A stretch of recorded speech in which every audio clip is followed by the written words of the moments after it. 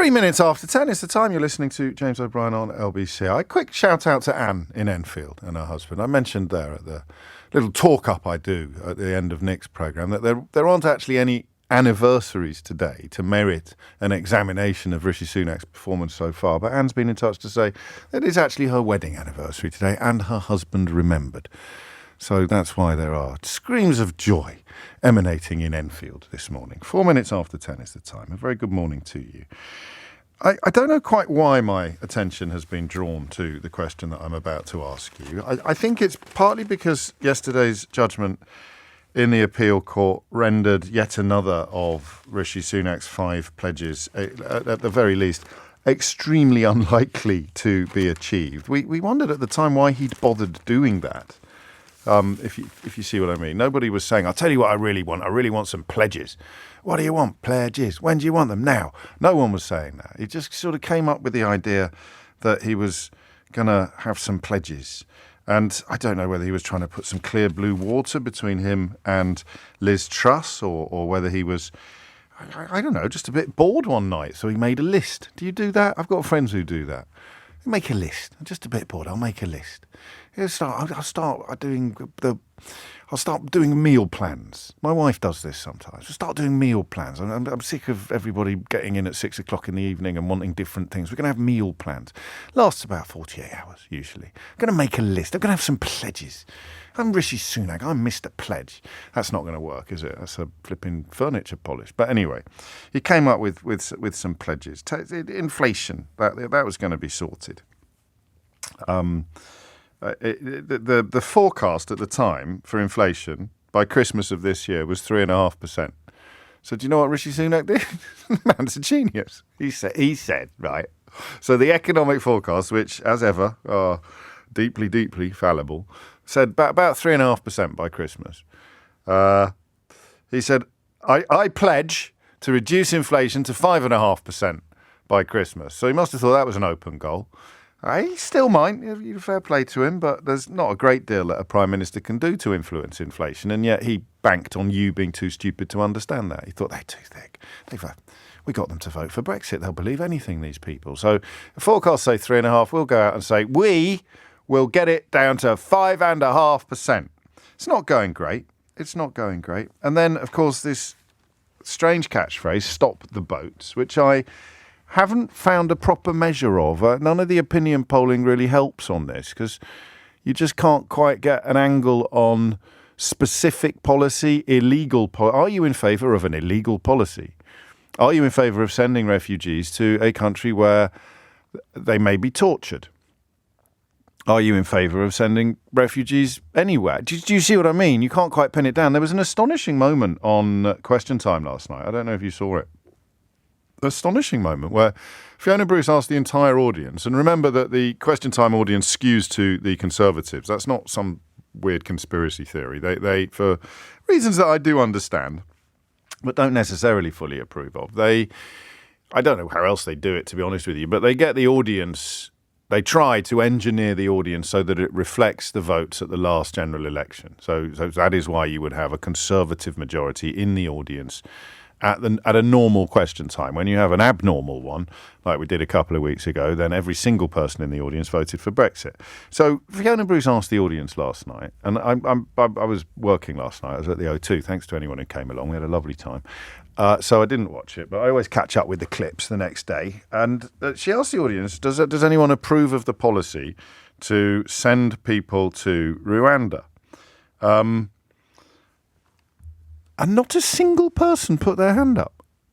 Not a single person. And that, of course, is another one of his pledges. I've got a little bit of advice. I have no legal training, but you might want to write this down. If you don't want to be... No, I'm going to rephrase that slightly. If you want to avoid being prevented by judges from breaking the law, then don't try to break the law in the first place. There you go. You can have that for nothing, Suella. You might want to jot it down, maybe laminate it, put it up on the wall next to the pledges. If you don't want judges to frustrate your attempts to break the law, stop trying to break the law. That's it. That's brilliant. That's the end of my TED talk. He was going to cut debt. At that point, debt was £2.2 trillion and rising by at least £100 billion a year. So I'm not quite sure what he meant when he said that. There were a couple of others on there as well, which will no doubt come to me in the passage of time. But the central question now that I think is how bad is he really? Is he really, really bad? 0345 6060 973. It's seats, of course, as Nick in Fareham reminds us. I may have misspoken. The seats in the Question Time audience reflect the spread of seats in the House of Commons post 2019 election. So we thought, didn't we, that you'd never have a Prime Minister as dishonest as Boris Johnson again. I would still bet the House on that. I cannot see circumstances.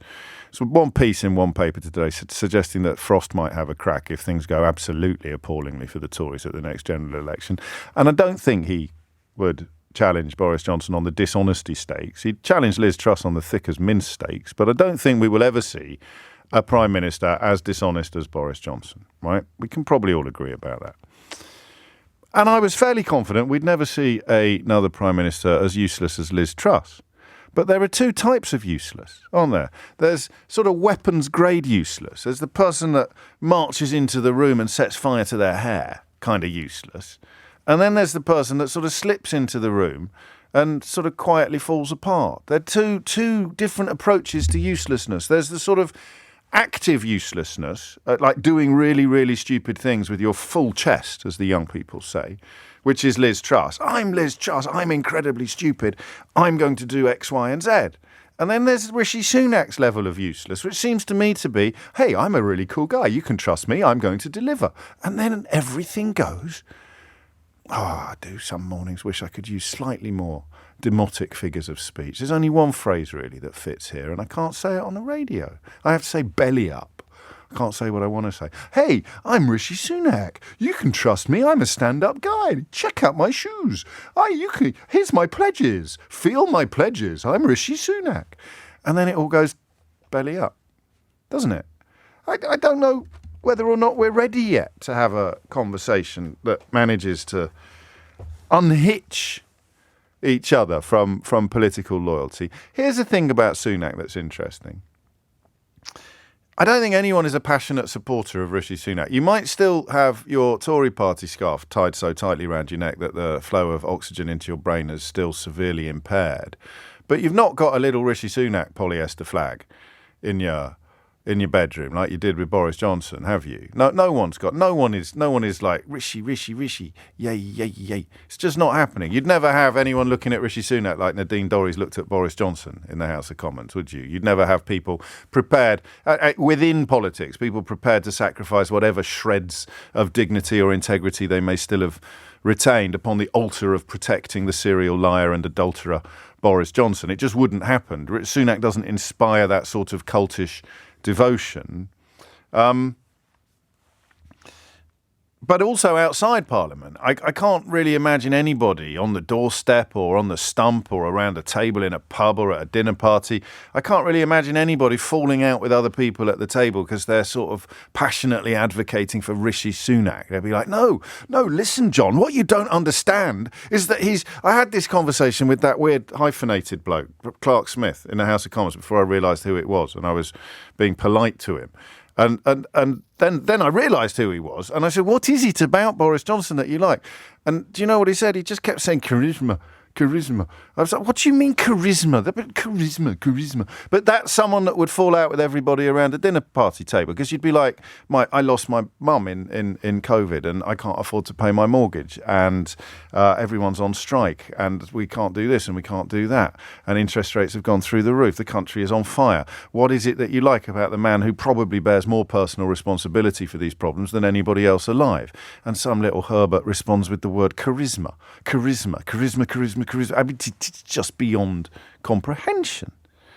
But it's also British politics. So you're never going to have anybody doing what Goldsmith and his mates did yesterday, which was essentially march headlong into political shame and humiliation because they couldn't admit that the man they'd backed, and indeed in Goldsmith's case lent their holiday home to, was a complete reprobate. They tried instead to undermine the investigation into how much of a reprobate he actually is. It's just tragic to watch.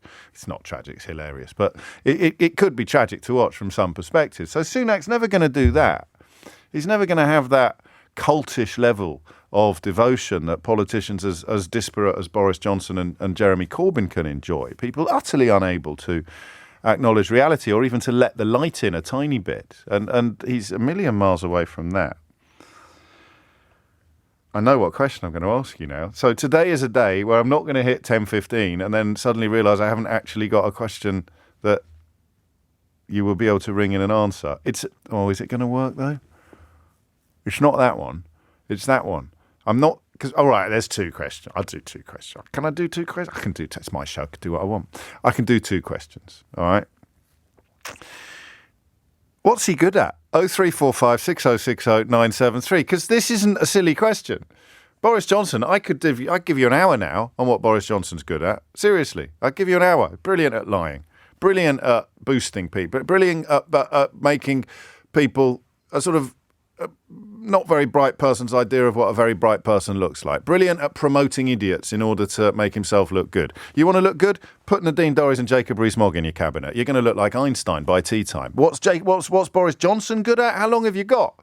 He's probably the most accomplished liar I have ever encountered in my personal or professional life. That ability to lie and lie and lie while not even acknowledging the vaguest possibility of the existence of truth is magnificent to behold. Objectively magnificent. It's like watching Maradona score a goal in the World Cup final with his hand. It's wrong on every imaginable level, but bloody hell, he got away with it. And they just won the World Cup. He scored with his hand, for God's sake, but they won the World Cup. That's what Boris Johnson is like as a politician. The biggest cheat, the biggest liar, the biggest fraud you could ever hope to encounter, but so brilliant at being a cheat and a liar and a fraud, he ended up Prime Minister. He won the World Cup.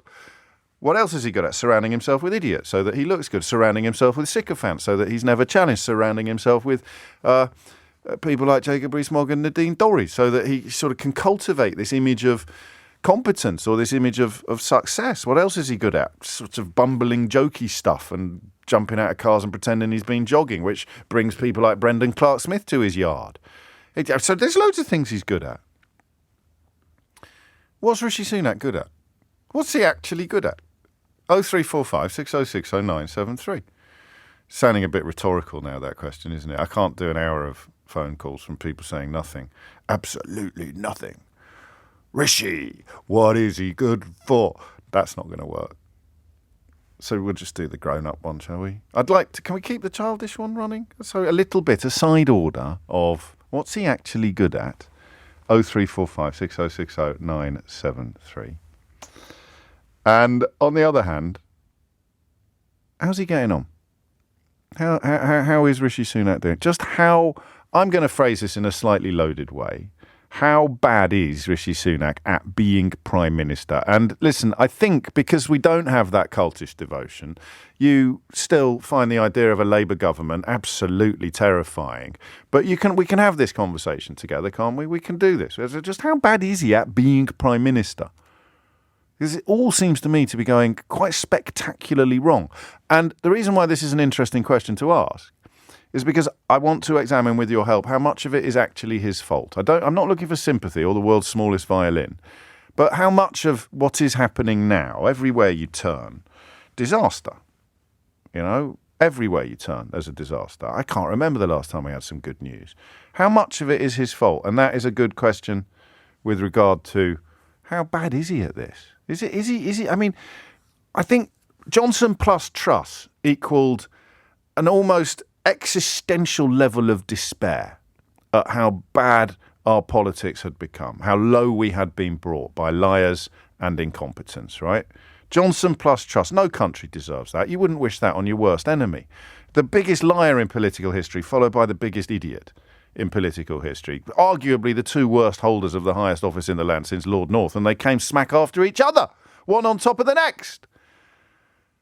So then Sunak comes along, And he enjoys, briefly, the most astonishing goodwill from the British public because his crowning achievement is not being Boris Johnson or Liz Truss. So for anybody who is paying attention or vaguely honest or centrist is another word that is used these days to describe those two positions, of course. Anybody who is vaguely centrist is going to be quite drawn to him by dint of the fact he's not Boris Johnson and he's not Liz Truss. That is good enough for me. Tragically, he then put Suella Braverman back in the Home Office, which drove a coach and horses through his claim that he was going to bring back professionalism, accountability and integrity. But he still wasn't Boris Johnson and he still wasn't Liz Truss. So you still give him a break. You still give him the benefit of the doubt. Regardless of your personal politics, you don't want the country to be to continue being a skip fire. This fellow looks like he knows what he's doing. Today is the day to ask, does he? Does he know what he's doing? So, how do you think Rishi Sunak is performing as Prime Minister? 0345 6060 973 is the number that you need. And you will get, in the spirit of question time, I will engineer the calls if I can. If you are going to speak intelligently and positively about how he is doing, you will have a better chance of getting on air if you're going to join me than if you're going to join me in suggesting it's all looking rather useless. Either way, the number you need is 0345 6060 973. And the other question, of course, which given that he's worth hundreds of millions of pounds, is a peculiarly pertinent one. What is he actually good at? 22 minutes after 10. I thought we might actually recognise Zach Goldsmith's resignation as a government minister today by doing an hour on his greatest achievements in politics. So that's coming up at 12. Keith, can you get some tumbleweed sound effects, please? I think we might need them a little later in the programme. And don't forget, we must do Dory's Watch as well. I kind of don't want to let that feature's lasted 3 days now. That's practically a record, isn't it? Have we got any production yet? Have we got new sound effects yet? What? No, what do you mean? No. This is ridiculous. What's Rishi Sunak good at? And how bad is he as Prime Minister? Either one or the other, or indeed both of those questions, you are hereby invited to answer. Jim's in Glasgow. Jim, what do you reckon? Oh, good morning, James. Hello, Jim. I am. Rishi Sunak, I wish he would stop saying, he goes on and on about the British people have asked him to do this and the British people have asked him to do that. Now, one of his 5 points. He got an answer last night in question time. Not one person and you've already alluded to this, not one person put their hand up. It's a bit weird, that, isn't it? Yes.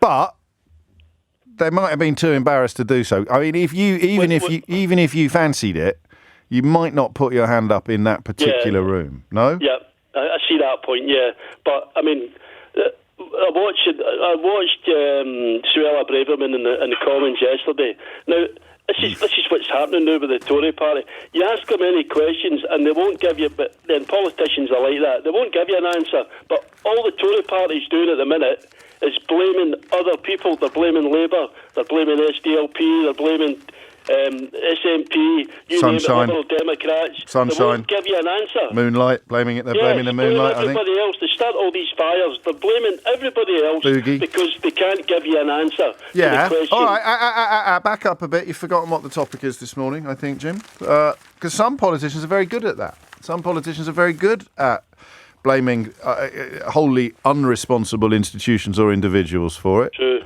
I don't think, and the question today is, what is Rishi Sunak good at? I don't think he's very good at that. I think people can see through it. When Johnson blamed stuff on the blob or the woke mob or whatever it is this week, I think it worked better because he was a much better liar. So he's not even very good at bogus victimhood. No, and he's not a very good bluffer. But what the point I will make is he wasn't put in there by the British people. Neither was Liz Truss. One was put in by the Parliamentary Party, another one was put in by the members. So the British people haven't had a say yet. So the two of them haven't had a mandate. No, but they're trying their best to wreck this country. But Boris Johnson had a mandate, and he was either the worst or the second worst out of the three of them, wasn't he? That guy should never have been allowed near Parliament. Or scissors. We know that. No, I know.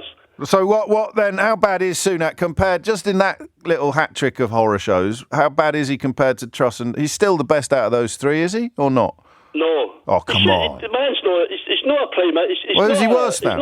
Who's he worse than? He's an economist. Who's he worse? He's not an economist. He's a trader. There's a huge difference. He's a bluffer. Yeah, but who's he worse than? He can't be worse than Johnson or Truss. Nobody's worse than Johnson. So you think he's worse than Truss? Yeah. No. You talked yourself into a tight knot this morning, Jim. He's still the best out of those three, then. He still gives me sleepless nights. And I'm in Scotland. Yeah, all right. Thank you, Jim. Because I still think out of the three of them, he's probably, regardless of metrics and measures and things like that, the three of them, he's probably the least awful, isn't he? Still, I don't know. Anyway, should we begin looking at Zach Goldsmith's legacy of achievements as a politician, both in the House of Commons and subsequently in the House of Lords? I think we should just start now.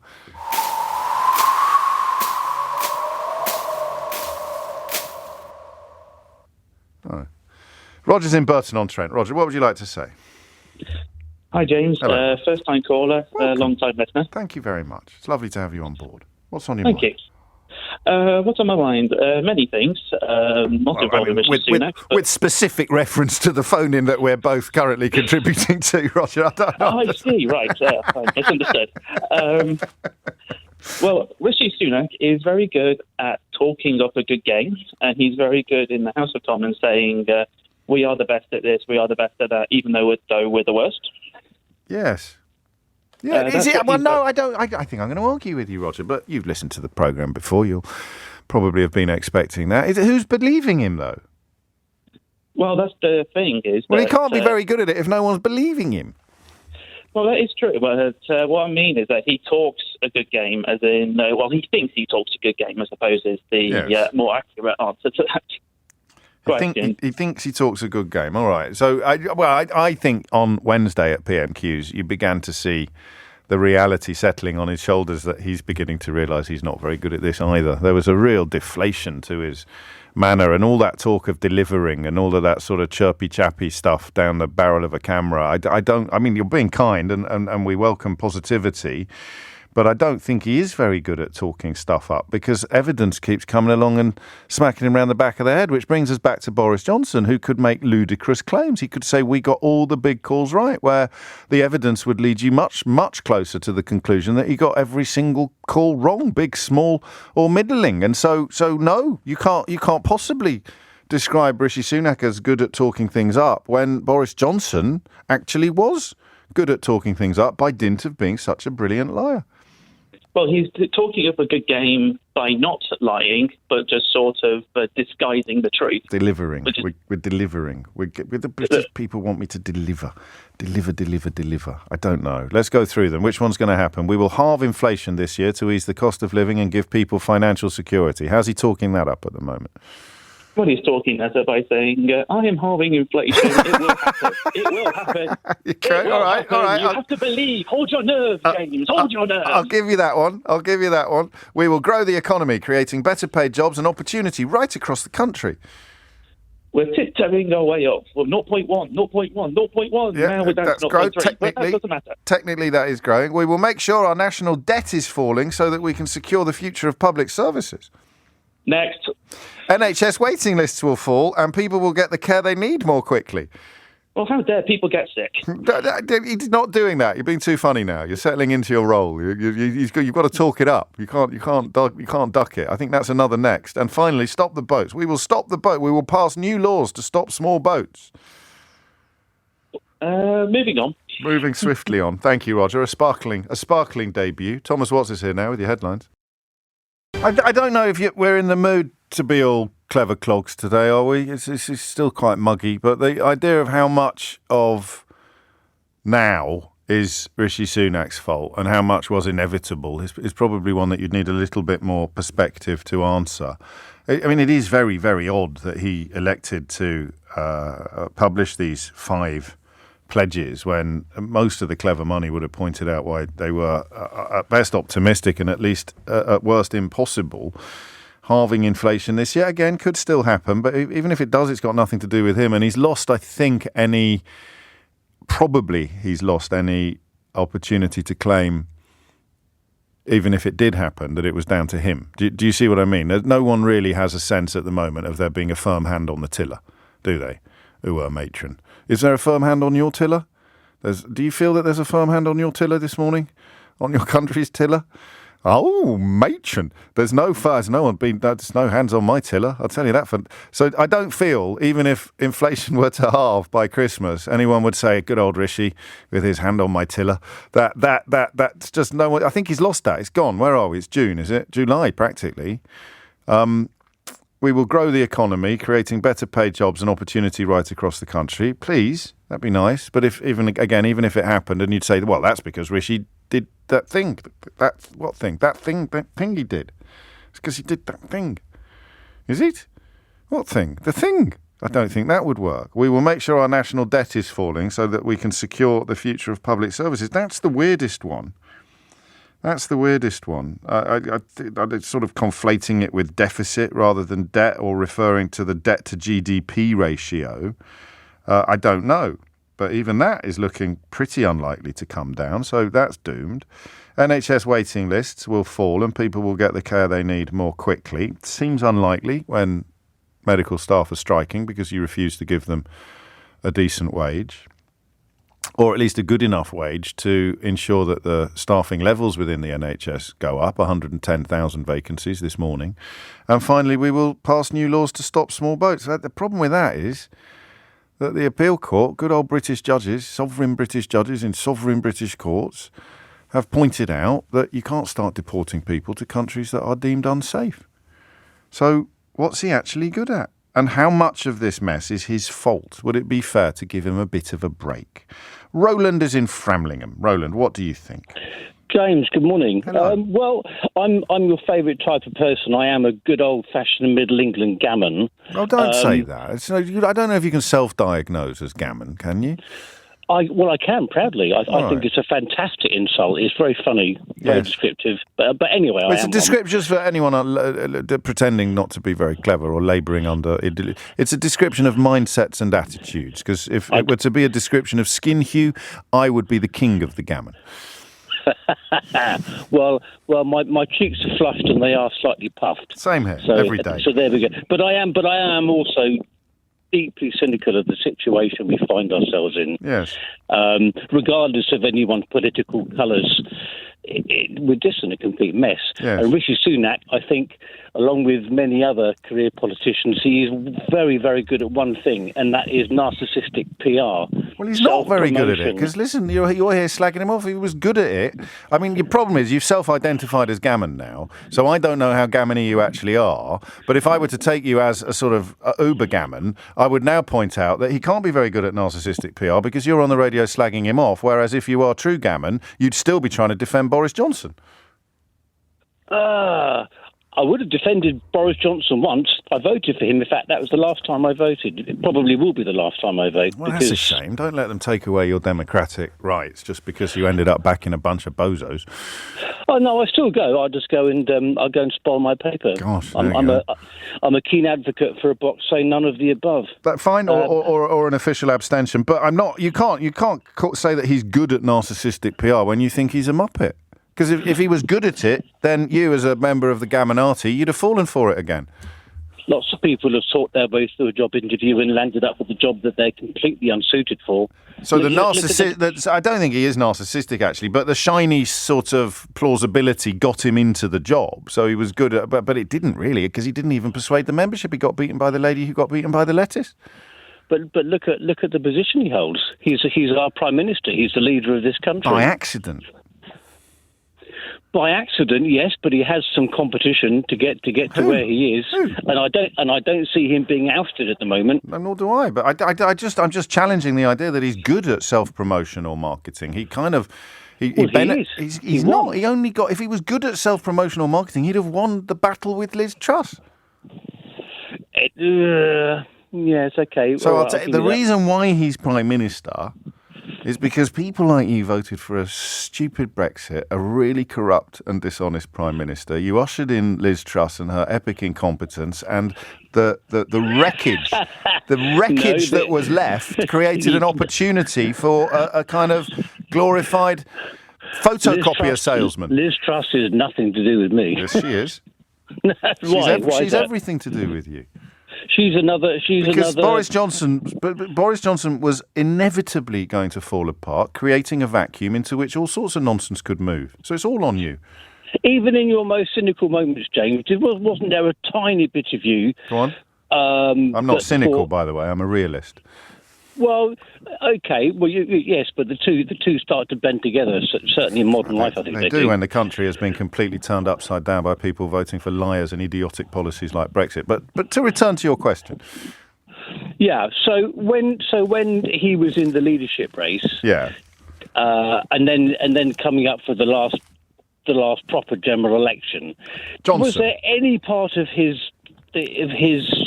persona or policies that you thought, actually, this bloke, if he's true to his word, might just be the Prime Minister that we need? Boris Johnson? Yeah. No. Actually, that's not the correct answer. Can I answer it again? Of course. Don't be silly. Mate, I've been watching him since 2000. I fell for it in 2008. I voted for him to be London Mayor. Can't really remember why. Something about an amnesty for illegal immigrants. And then I spent 11 years chronicling every corrupt act in his professional, his personal and his political life, every lie, every egregious misstep. Absolutely, that would be like, genuinely, do you know what you just asked me, Roland? Mm. You just asked me, live on the radio, you said, James, even in your most cynical moments, was there never any point in the run-up to the 2019 general election when you thought that Mr. Leopard might actually change his spots? Yes, that's exactly what I answered. Yeah, which is why my answer was no. But thank you, Roland. And I mean, again, it'd be good, wouldn't it, to be able to point at something like a kind of plausibility or a PR facility for PR, but he couldn't beat Liz Truss. In my personal opinion, I think because of either conscious or subconscious racism on the part of the Conservative membership, the Conservative Party membership, you cannot objectively imagine a seesaw with Rishi Sunak sitting at one end and Liz Truss sitting at the other, and the weight of talent sees Liz Truss heading towards the floor and Rishi Sunak heading towards the stratosphere. I just think other factors must have been piled on to one end of the seesaw, in this case Liz Truss's. But I mean, we shall see. 10:41 is the time. Wolf is in Dermead in Hampshire. What's he good at? This is going to sound a bit bizarre, but I've been thinking about what it is about Rishi Sunak that's different from the others, and it's that he looks and acts like a human man. Yeah, I think I might agree with you. I might agree with you. Don't spoil it, Wolf. In contrast to Boris Johnson, who, among his many qualities, looking normal and human. I said don't spoil it. He sometimes he would literally just make words. He's a caricature. He's a cartoon character. Yes. He's a cartoon character. He's not a real human being. He's not a real human being. And then you've got Liz Truss, who looks like she's been teleported into any given situation with no idea why she's there. A disgrace. I have no idea what you're talking about. It goes on about pork markets. Yes.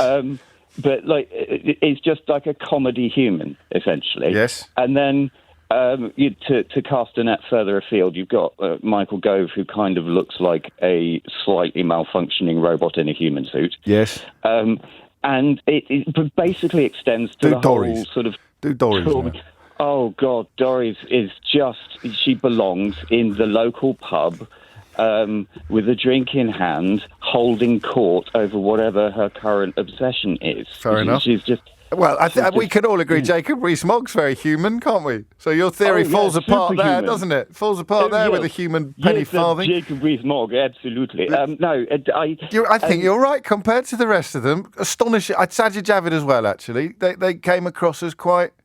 Dominic Raab with his throbbing vein, not human. Yeah. He's a cyborg, waiting for instructions. You do have the only other character. Good grief, you've cracked it.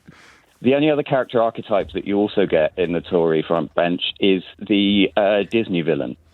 Yes. The Suella Braverman, Priti Patel are both comically evil Disney villains. Yes. Yes, but I mean, for whom the cruelty is the point. So you're not even supposed to be looking for rationales or logic. I am here to be cruel because people want. I think, and they'll never be PM for that reason because they're just obviously evil. I hope you're right at the end of that. I mean, they would, of course, dispute that they were obviously evil, but they are certainly performatively evil, and it's very hard to know where one stops and the other starts. So Rishi Sunak's success, such as it is, stroke was, stroke will be, he looks and acts like a normal human. Compared to the others, does he act and... Yeah. Does he speak and act like a normal human compared to your peer group or your friends? Well, I don't know. My peer group crosses over so many areas that I wouldn't know, but he looks recognisably like someone that you would meet in public and think, oh, yes, that was a normal man, as long as he's not trying to use a pin pad. Yes, yes, you're right, because that's petrol in his car. That's action, not character, isn't it? That's yeah. So what's he good at? He can stand up in Parliament and speak like a normal person. He can wear a suit like a normal person. He doesn't look in any given interaction like he has no idea why he's there. He just kind of functions, and it's it's a damning indictment of our last decade of political chicanery. That is the bare minimum that we can we will grasp onto it with both hands.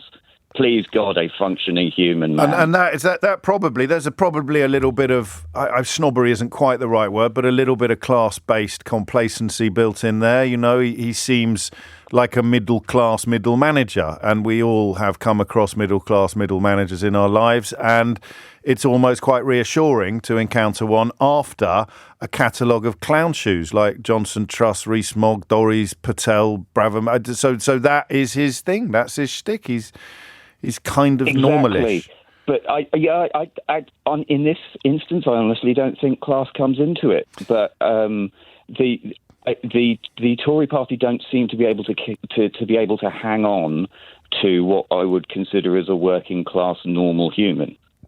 No, and that's probably something to do with the truth, and that's where Sunak's problem begins, even under your analysis, because he is, of course, on board with all the nonsense that allowed complete weirdos to rise to the highest positions in the land. You know, that Brexit platform rising through British society and taking with it anybody prepared either to abandon the truth, to abandon evidence, or, in the case of many of the people that you've mentioned, just too daft to know what day it was. These are the people that have triumphed. It's a mystery that he did in that sense then, because he seems like a normal human. He doesn't seem to reference back to friend Roland. He doesn't seem gammony. He doesn't seem stupid. He doesn't seem narcissistic, in my opinion. He doesn't seem deeply dishonest. He doesn't seem as thick as mince. He's got all of the things, a big list of things he isn't. And then you're just left wondering how he could have been a Brexiter who thought Boris Johnson was the answer to the country's problems. It is 10 minutes to 11. You are listening to James O'Brien on LBC, where we are, if you're just joining us, we're taking calls throughout the morning to mark the resignation of Zach, Lord Goldsmith has stepped down from the government, but of course he won't be handing back his peerage anytime soon. But given his long and illustrious career as a Conservative politician, we're taking calls sporadically throughout the programme, reflecting upon his greatest political achievements.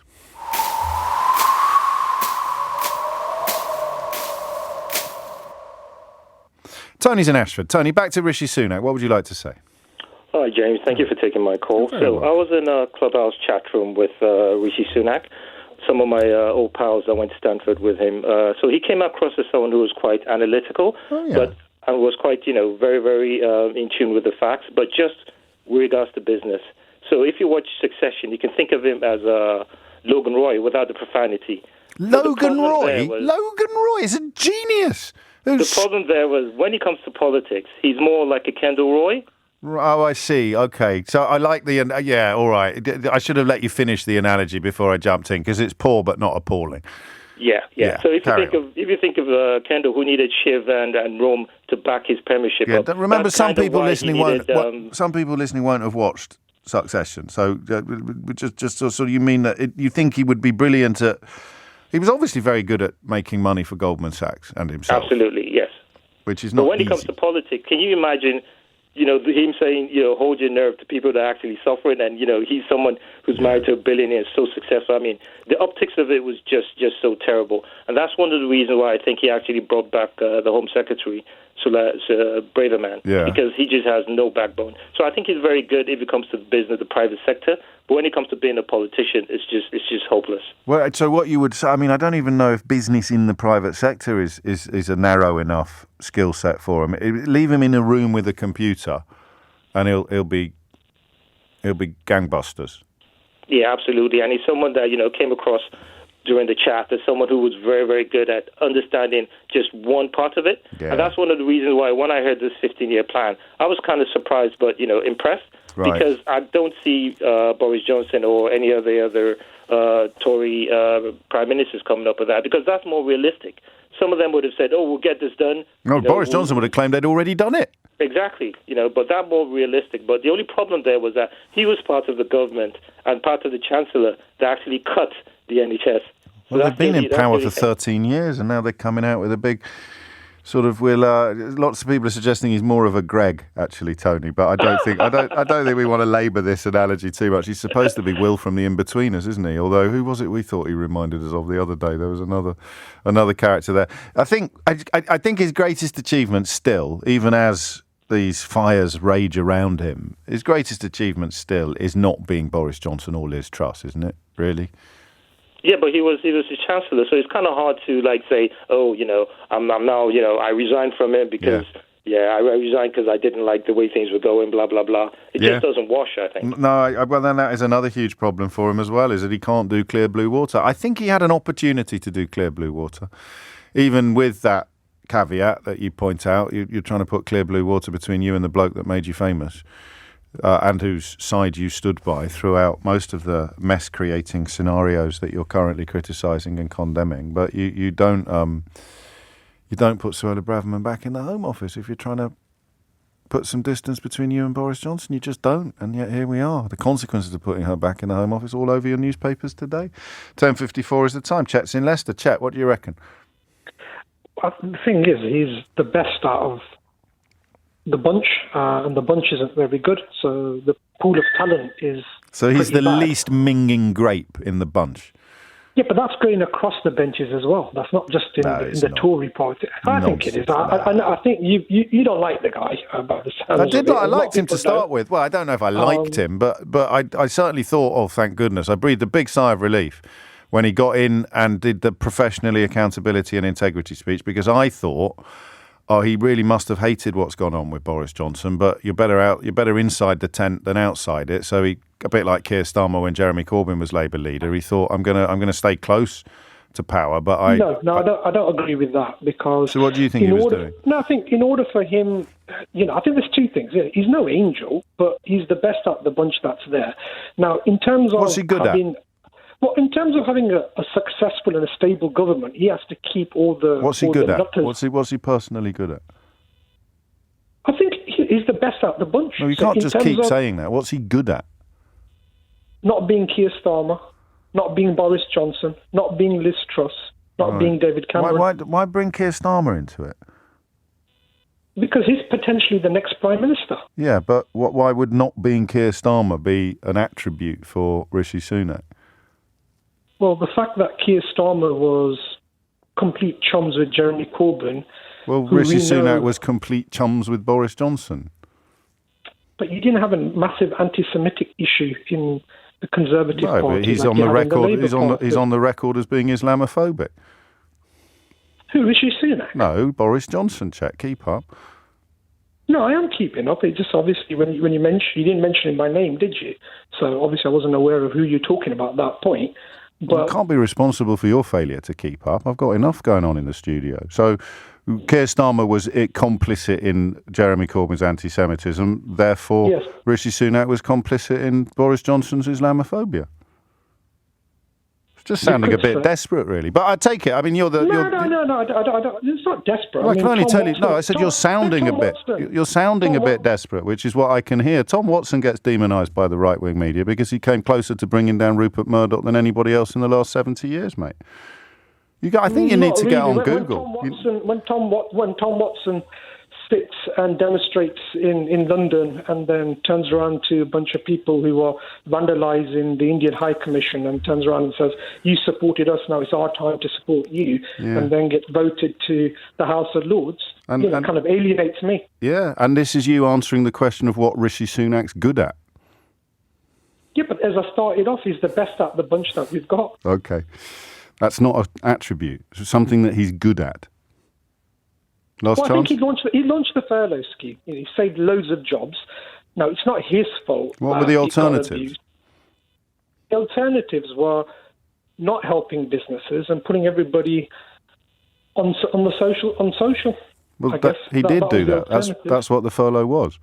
No, but he kept jobs going, didn't he? But that's what the furlough was. It paid people for not working. If that's not a definition of putting people on the social, then what is? No, well, I think somebody else would have turned around and said, well, we can't help businesses. Well, then the whole country would have gone bankrupt. Would have been completely broken. If the employers have to let you go, then you'll have to rely on the state and would have to help in terms of benefits. So he brought in a socialist. He brought in a socialist policy then. He did, yes, he did. So Rishi Sunak is good at socialism, but you like him because he's not Keir Starmer. That's a absolutely vintage call, chat, mate. Have a great weekend. Rajdev is in Twickenham. Rajdev, what's he good at? Yeah, well, I think the things he's done well have gone under the radar a bit. But I can certainly agree the things that he's bad at are effectively... I mean, he's not... I don't think he's cut out to be a politician, if I'm trying to be polite. and I'm saying that politely because I think to be a successful politician, I mean, Boris Johnson proved what it takes to get elected. He's shown you don't have to be technically gifted. You don't have to... Well, you do. He is technically gifted at lying. Yeah, but he's a media person, isn't he? He's brilliant at lying. You cannot... You will never in your life encounter someone as good at lying as Boris Johnson. As depressing as it sounds, that's why Boris Johnson is probably the most successful politician we've had in the last decade. Electorally successful, yes. In terms of the impact upon the country or the electorate, then by far the worst. Well, sure, right. Okay, so going back to Rishi Sunak, I think, in whatever trading and banking, he was obviously fairly outstanding. And I think his mentality in politics, he hasn't changed it. He still thinks in the way that he does, on the trading floor. And he doesn't understand perception, public perception. He doesn't understand a lot of things that, it's very, very important. Intangibles. Exactly. It's as if he can crunch numbers. We think he can crunch numbers. Quite a lot of people reminding me of all of the fraud that went on during furlough, all of the bounce back loans, astonishing levels of fraud that are still uninvestigated. I don't know whether chat in Leicester would be defensive on the fraud side of things, but the notion of crunching numbers. But then how's he got it all so wrong on inflation and the debt? I guess it is a bit easier to make. I know this sounds stupid because the correct response to this would be, all right then, well, why aren't you a billionaire? But once you're in that world, it's almost impossible not to make a ton of money. I don't want to sound like sort of condescending, but I remember when I was leaving the LSE, there's a certain type of kid there who all piled into this thing called the milk round, which was getting one of these rare jobs in one of these outfits like Goldman Sachs or JP Morgan or even Lehman Brothers. That's how old I am. And if you got over that line, then 10 years later, you were living in a townhouse in Chelsea. All of them. It's 4 minutes after 11. Stop sending me succession analogies for British politics, for heaven's sake. They're very enjoyable, actually, but I don't want to go into them because I might end up spoiling the programme for people who haven't got around to watching it yet. And if you haven't watched it yet, it is one of the best things, if not... all right, you'll never guess what my favourite programme is at the moment. You might do, because I've mentioned it a couple of times. But it's fair to say that it is not one of the shows that gets nominated for all the awards or has... editorials written about it in the broadsheet newspapers. They go mad about Succession and White Lotus. That was brilliant. I'm enjoying that Shane Meadows one at the moment, the Gallows poll. That's very strong. So all big hardcore box sets, kind of like what a big movie would have been once, but spread out over days. Succession's right up there as one of the finest things I've ever seen. But the programme that I would take to the desert island with me is The Equalizer, starring Queen Latifah. It is just the finest TV show that I have ever watched. I think it's absolutely magnificent. If you've not watched it yet, I think there are, how many episodes are there now? 40 or 50 episodes of it? You've got, we're into 3 series. It's just, I don't know why it gets me. I'll tell you the kind of shows growing up that I felt this level of affection for. And they're completely different shows. I'm just describing the level of affection I feel. It's like and remember, I'm so old that sometimes you check the paper to see what was going to be on later and have a real frisson of excitement when you saw that one of your faves was coming around. So this level of affection for a television programme, I would put Quantum Leap on that list with Scott Bakula. I can't think of much else. Just looking at American TV, I'm not including British TV, but like the shows that absolutely endeared themselves to me. Lewis in Liverpool mentions The Wire. Again, that's in the Succession. That's the big shot. And of course, Wendell Pierce, Bunk, was the guest on Full Disclosure last week. But the Equalizer starring Queen Latifah is just TV platinum. All right, and you can thank me later for that recommendation. Okay, we turn our attention. Yeah, I know it only got 5.5 on IMDb. Listen, I'm a visionary, though. People used to think I was wrong about Brexit. Now they might be thinking I'm wrong about The Equalizer. Watch it, suck it and see. It is television at its absolute finest. Superlative television. Stop sending me TV shows now. We've gone from the Succession analogies to your favourite television programmes. Who cares what your favourite television programmes are? It's not like you just spent 5 minutes on national radio telling people what your favourite television programmes are and then derided other people for trying to do the same. That would be hugely hypocritical. Speaking of hypocritical, Zach Goldsmith resigned from the Tory party. I don't know if you remember this, in protest at their Heathrow policy, and subsequently rejoined the Conservative Party and was in it when they passed the legislation to build the third runway. But nonetheless, we are taking a moment all through this morning's show to just acknowledge some of his greatest achievements as a politician. And here's another one.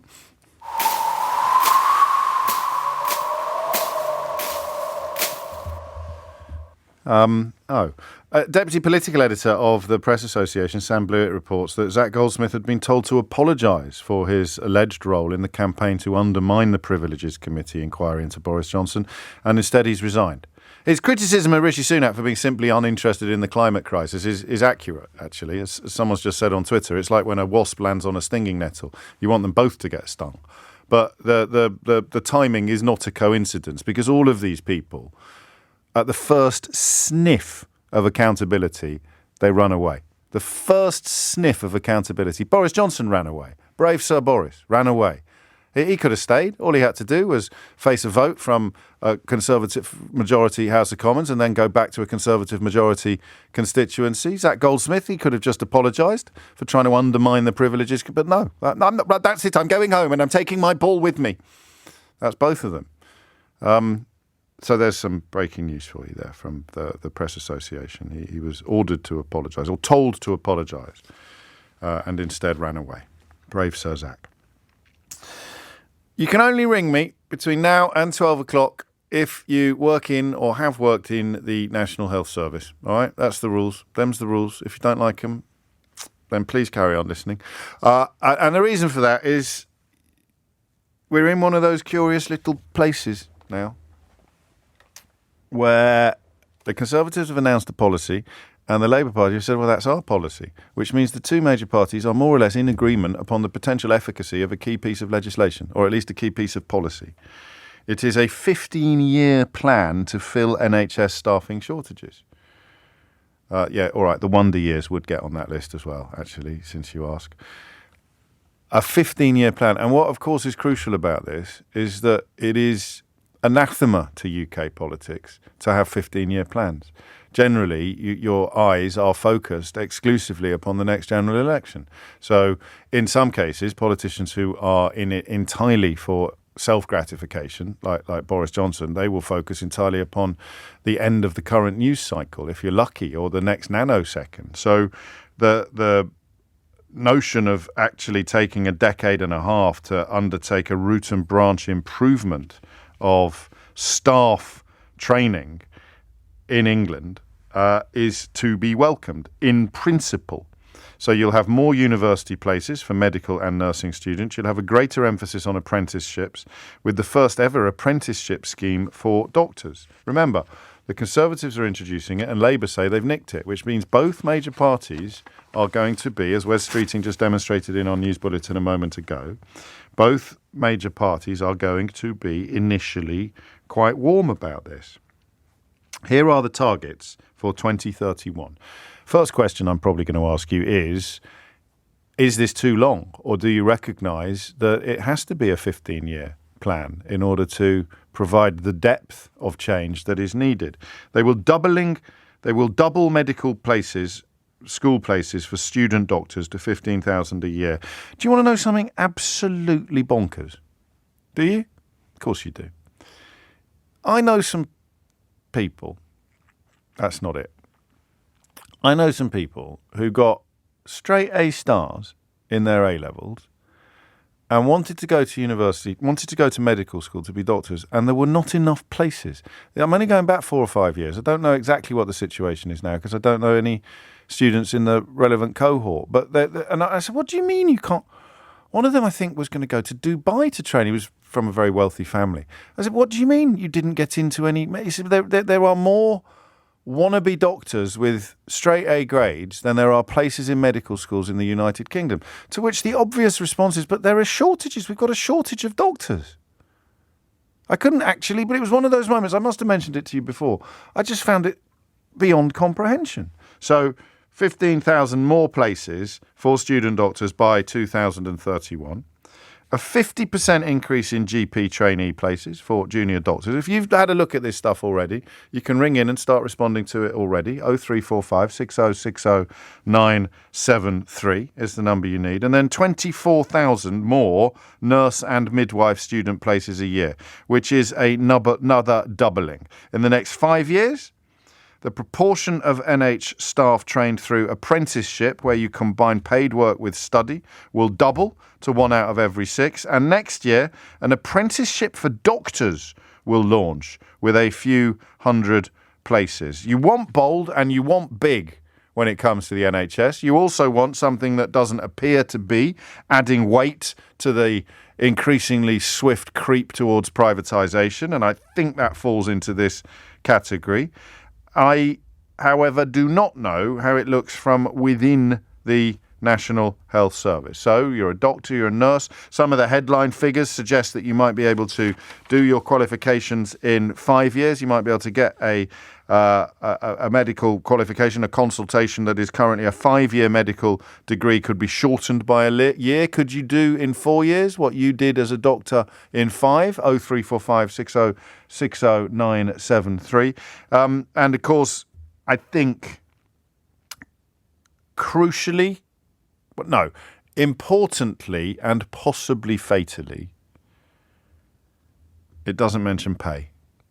Now, that's why I'm confining calls in the first instance to people either within or very closely allied to the National Health Service.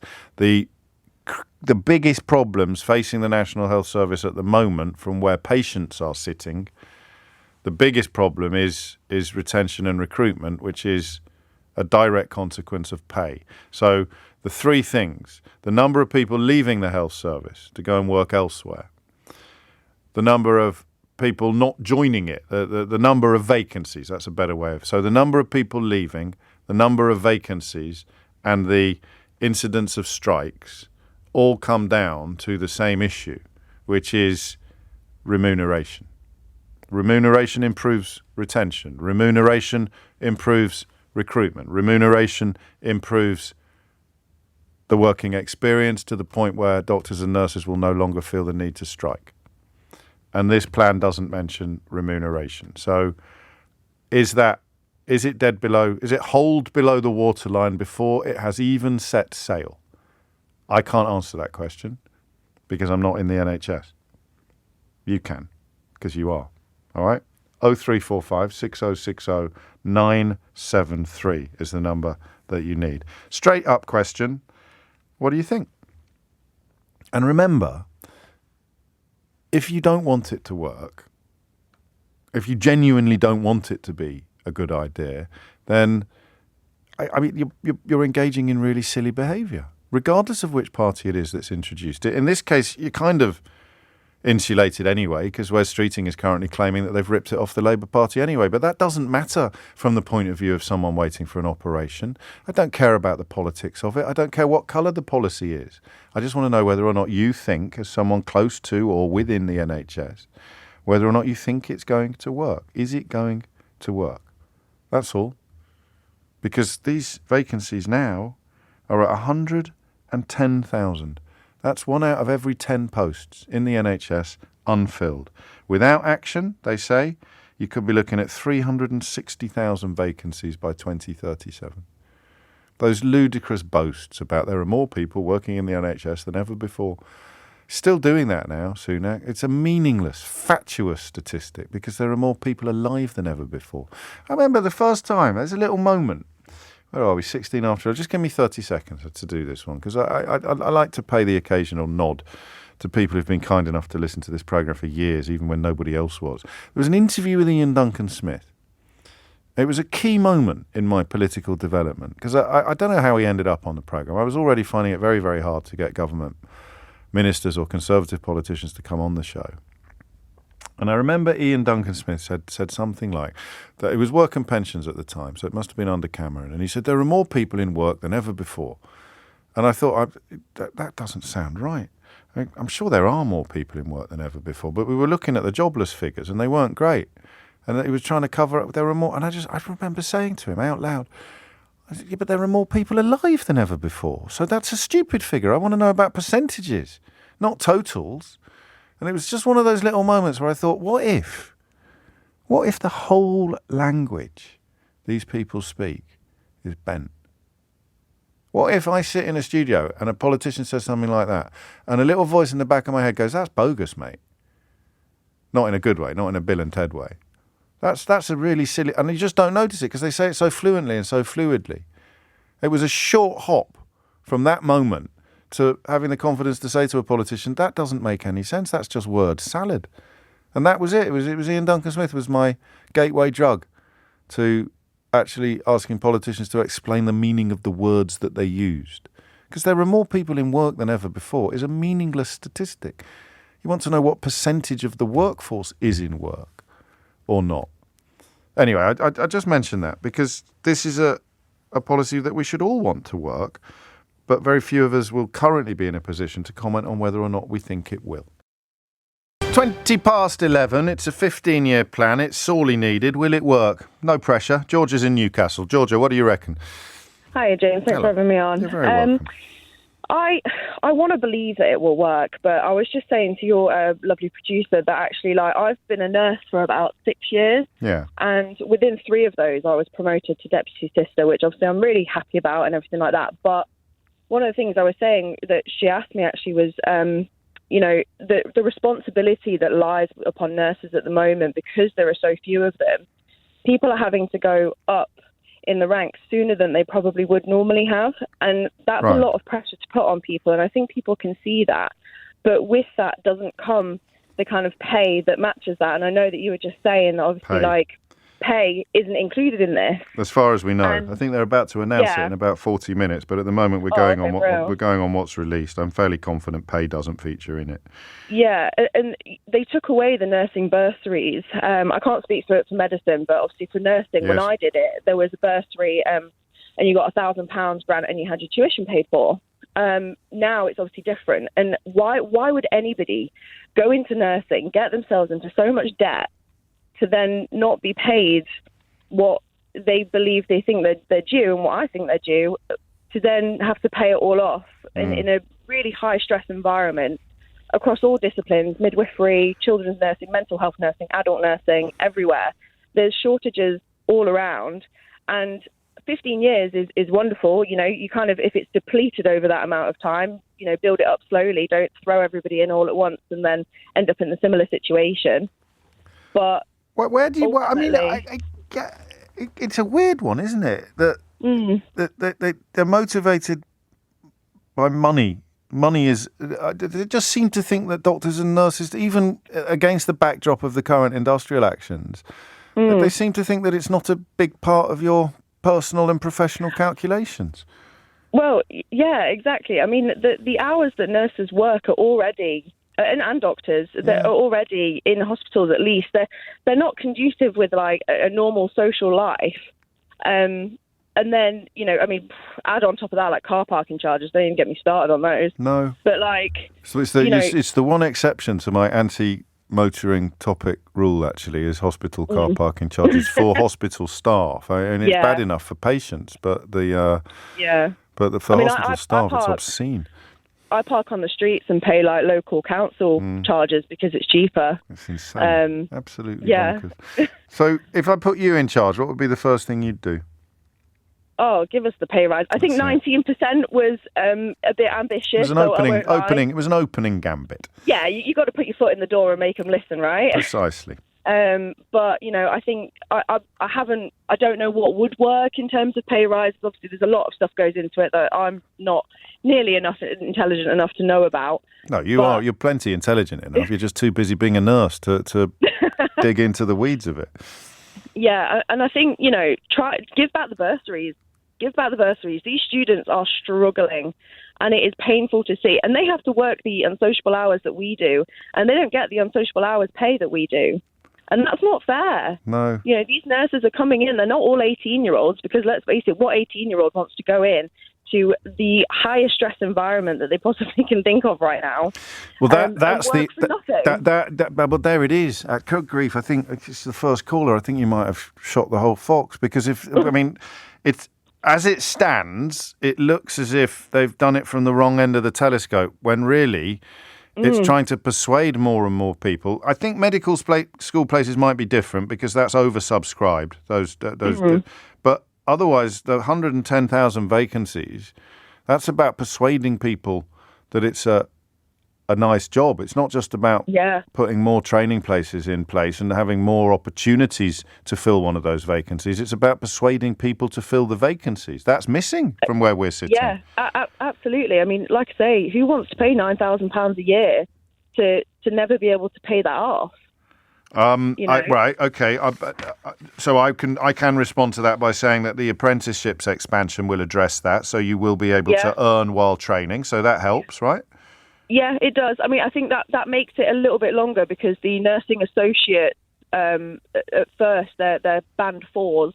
So they are just nursing associates, and then they'll have to do like another year top up to become a band 5. So you're right, it does. But I'm not sure, having not done it myself, I'm not sure what the kind of... And now I'm left wondering, thanks to you, I'm left wondering whether or not, if they simply came to a pay settlement with the BMA, then a lot of this logjam would start loosening up anyway. If we just made it a more attractive job again and didn't have to rely upon the vocational element that people like you feel in your heart and your conscience, that's why you want to be a nurse. If we just made it a more attractive job again, then the applications would start going up again and the vacancies would start filling. Maybe, I don't know. I think that's it, and I think it's about keeping what you've got. There are some fantastic nurses out there that simply just do not feel like they can support their family or their lives. Yeah, of course it is, because vacancies are caused by people leaving as much as they are caused by people not arriving. So this does nothing for retention, does it? Nothing at all, as far as we can tell. And daily there are nurses, there are shifts. I was listening in on one of a nursing meeting where they were like, there's 12 midwives short for a shift. Yeah, that's mad. That's crazy. It is, and baby's got to be born. So no, and they're not. Yeah, you can't ask them to form an orderly queue, can you? Although they'll probably be trying next. Thank you, Georgia. That's a perfect start. 27 after 11. Paul's in Worcester. Paul, what would you like to say? James, thank you for taking my call. So I'm a practicing paramedic. I also have a wife who's a practicing paramedic as well, so we're both on the front line. Yeah. One of the things that scares me is it's all right talking about training people up, which is great. We need people trained up. We need to get more people in, doctors, nurses, paramedics, all those other allied professionals as well, physiotherapists, dentists, etc., etc. But what we need to do is we need to focus on retaining them, because one of the things that frightens me, and I've got a lot of experience, is that it's the people with the experience that we're losing. So there's no you come into the job and you qualify, and with the greatest respect, you don't know anything because you're still learning, and you haven't been exposed to the level of things that you need to be able to make decisions on. So, we need a workplace that's got this broad range of experience. So, the more senior staff and the people that have been around for a lesser time can start mentoring those people that come in and then pass all that knowledge on, because it's actually when you start doing the job that you start learning the job, so to speak. This is historically, I don't want to be glib, but this is the difference between being a management consultant and being an experienced practitioner within soft skills sector. Absolutely. So a management consultant would look at numbers and think, well, we can save money there and we can do this. But actually what you're describing, you can't put a number on. You can't. Absolutely not. So what we need is, you need to look at it. You need to look at it from a depth point of view. So you've got, myself and my wife are coming up for retirement. We've probably got about 2 years left before we plan to retire. So we need all that stuff coming in to be able to then top that stuff up. So, you get this broad range of experience of X amount of people that have done this and that.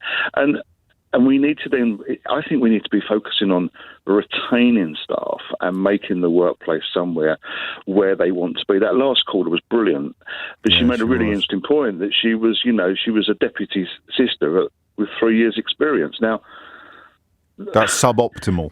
By her own analysis, and I really, I do really respect her. And she made the same point. She did make the point. Yeah. But it's kind of like, well, hang on a minute. That's what do I know?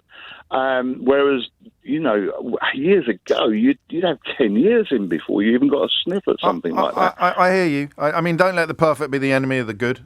No, absolutely. And lots of people are greeting it warmly. Matthew Taylor, who I respect from the NHS Confederation, calls it bold and ambitious. But of course, and they do say there will be a major drive on retention as well, with more flexible working options and career development. But I mean, again, the proof of the pudding will be in the eating. But the absence of remuneration entirely from what we know so far seems odd.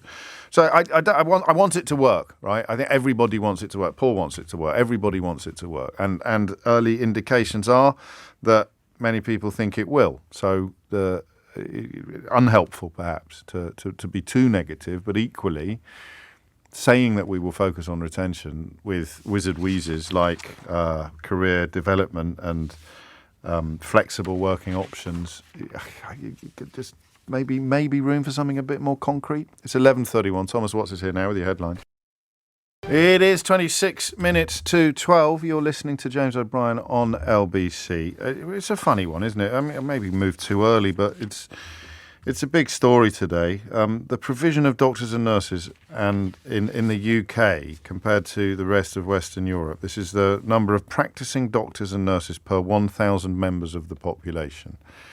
We come bottom on doctors in the OECD, and we come third bottom on nurses. There'll be some variables and some nuance here. And the gaps aren't enormous, but we're bottom. So when Rishi Sunak says there's more people working in the NHS than ever before, it's meaningless because we currently have the poorest ratio of doctors to population in Europe, not the whole of the OECD. So Austria, Norway, Spain, Germany, Switzerland, Sweden, Denmark, Italy, Ireland, Finland, France, Belgium. We come bottom of that list. It's not great. Is the new plan going to work? And there's something bigger here as well. There's something bigger. Some people would probably think of proportional representation when you start talking about a 15-year plan. It seems unlikely, going by what Wes Streeting has said this morning, that Labour would come in and tear this up, but they could, of course, be free to do so. So it's that idea that you can't run the NHS if you're changing the guard every 5 years. I know this lot have had 13 years to get it sorted, so it's comical that once again they are coming up with a splendid new scheme to sort out all the problems within the NHS after having 13 years to sort out all the problems within the NHS. But still, the idea of a 15, if you could almost get two major parties to sign up to the same policy sometimes. I know that makes me sound a little bit naive, but it would be for the benefit of the country, wouldn't it? If you just say, yeah, all right, we'll stick with that one, we'll keep that one. It's the opposite of footballification. It's kind of the consensus politics, actually, which is what they describe the sort of post-war period to 1979, where there'd be big differences on social issues, but there was consensus on other issues. And then along came Mrs. Thatcher with conviction politics, which was much healthier than footballification politics, where it's all about trying to bite chunks out of the other side. At least it is for the right wing. Some left-wingers fall into that trap, but most of them are trying to bite chunks out of the centre, which is obviously electorally suicidal. But we are where we are. 11:37 is the time, and 03456060973 is the number you need. Should we do some musing? Sorry, I'll come to Robert and Archia imminently, but I do sometimes when I get criticism, I do find some of it diverting, shall we say. This is from M. Short, who writes, "Please, Mr. O'Brien, could you stop introducing the sh phoneme into words that you regularly say? For example, your absolutely should be pronounced absolutely. You have more, but I'll leave you to consider what they are." I love texts like that. You sort of think, I think of two things. I think, gosh, I wonder if that's true. Do I do that a lot? I'm not sure I can help it. Is there much I could do about it, even if I was doing that? And then I kind of, with the greatest of love and respect, M. Short, the window it provides into your life is fascinating. Really fascinating. I'm going to write to this chap and pick him up for saying absolutely. Makes me sound... How do you know I wasn't doing my Sean Connery impression when I said absolutely? And have you did you write to Sean Connery when he was playing James Bond to pick him up on introducing the sh phoneme into words that he regularly says? Because Sean Connery was the master of introducing the sh sound into parts of his speech where it should not have been. Anyway, I digress. Robert's in Manchester. Robert, what made you... I bet you can't remember now after that ludicrous little turn around the houses. What's on your mind? Well, I don't get me wrong. So I'm a doctor myself, and I obviously want this to work as everyone else does. The problem I have is that it is in my mind a smokescreen, and the reason I say that is because it was 2 years ago that Labour brought a bill to force the government to produce a workforce plan for the NHS, and they voted it down. Yes. It then went to the House of Lords, and the House of Lords said it's a great idea, we need the workforce plan for the NHS. Came back to the government and they said, no, we're not doing it. So in 2 years ago, when we still had all this data, this terrible data about which direction the NHS was heading in and everything that was going wrong with it, we didn't need a workforce plan then, but 2 years later, all of a sudden we do. And it just so happens that in 12 months' time, 18 months' time, we'll probably be facing election. It just seems very weird to have voted it down and a couple of years later say, yes, actually, we need that. May I have it? I think that they voted it down because it was Labour's idea. That doesn't mean they disagreed with it. It just meant that the optics of doing something that Labour could claim that they'd forced them into that was a bigger part of the calculation than the efficacy or otherwise of the actual proposal. That's politics. Well, you're probably right, but that then just makes the whole thing even more disingenuous. I think it makes it slightly less disingenuous. I don't know. No, it's more disingenuous to have not really supported it at all, but to suddenly start pretending you do because there's an election on the way, than to support it all along, but have to reject the opportunity for Labour to claim all the credit for it, which they're doing anyway today. Yes, they are. So I think they're both disingenuous. Don't get me wrong, but I think that the less disingenuous way is the one that I suggested, not the one that you suggested. Well. I guess the next part of it is working in the NHS. Yes. So from the outside, I think this looks very good. Right. But being in the NHS, this needed to come actually as a minimum of kind of 5 years ago. But the morale every day is so low that the idea, I mean, even if this started tomorrow, if it was instigated tomorrow, the earliest we're going to see doctors is 6 years from now. And the first couple of years, they're obviously not at their most useful. So 8 years from now, the cavalry's coming. You tell that to people on the front line now who are at their wits' end and kind of had enough, whilst also striking. And it's like, I don't know if I can do another 8 years till the cavalry comes. So, like you've already mentioned, stopping the leaky bucket has to be your priority, and yet they won't even engage with that. we're going to look 15 years in advance. It makes no. Well, we sense need to wait whatsoever. for some of the detail. They do say that retention will be prioritised. Flexible working options. Well, tell me if any of these would help you. More flexible working options and career development to provide clear routes to senior jobs. Career progression in medicine is pretty straightforward. You pick your specialty and you go year by year, and then you become a consultant. And for nurses, as we've heard, admittedly anecdotally, but we've heard for nurses that they're already getting promoted probably a little bit prematurely. So the notion of needing help to find clear routes to senior jobs seems a little bit pie in the sky. I'm really self-conscious now of doing a sh sound whenever I do an S, Robert. Just with this announcement, it strikes me that so people in it are like, oh my goodness, 8 years and the cavalry are coming. I haven't got that in me. It would be like announcing that, right, we know there's a housing problem. All of a sudden, we're going to pay attention to that. We're going to build this many houses and we're going to get it done in 15 years' time. And people go, that actually sounds great. That's a good number of houses. We'll tell that to the generation of first-time buyers who can't afford houses right now. Yeah. And they'd be saying, that's no good to me. What are you talking about? Whilst everyone's kind of patting themselves on the back about a great plan. But you can't build... You do this all along. But you can't build a house by waving a magic wand. You certainly can't train a doctor in 5 weeks instead of 5 months. No. But this isn't. Sorry, you're making a different point about retention as opposed to recruitment, aren't you? You're making so you can't. There is nothing here that is going to stop people like you and your colleagues from, for example, going to Australia.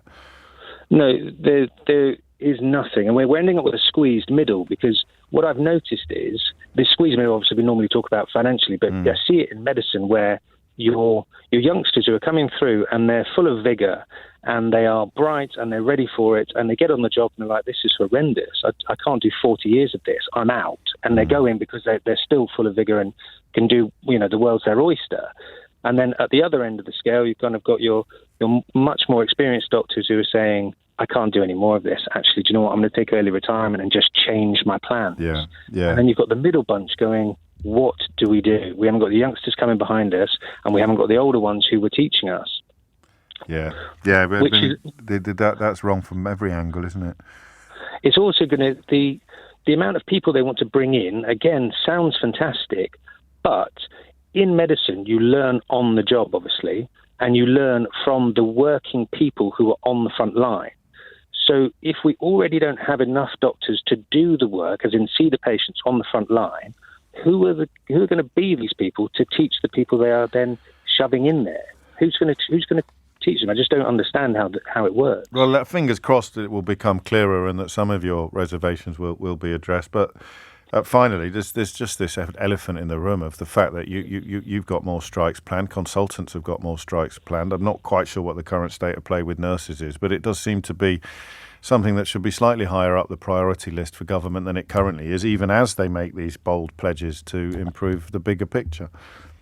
Absolutely. And I think there's a lot to be read into the fact that they will not engage with the strikes, but they will come up with headline-grabbing policies. Yeah.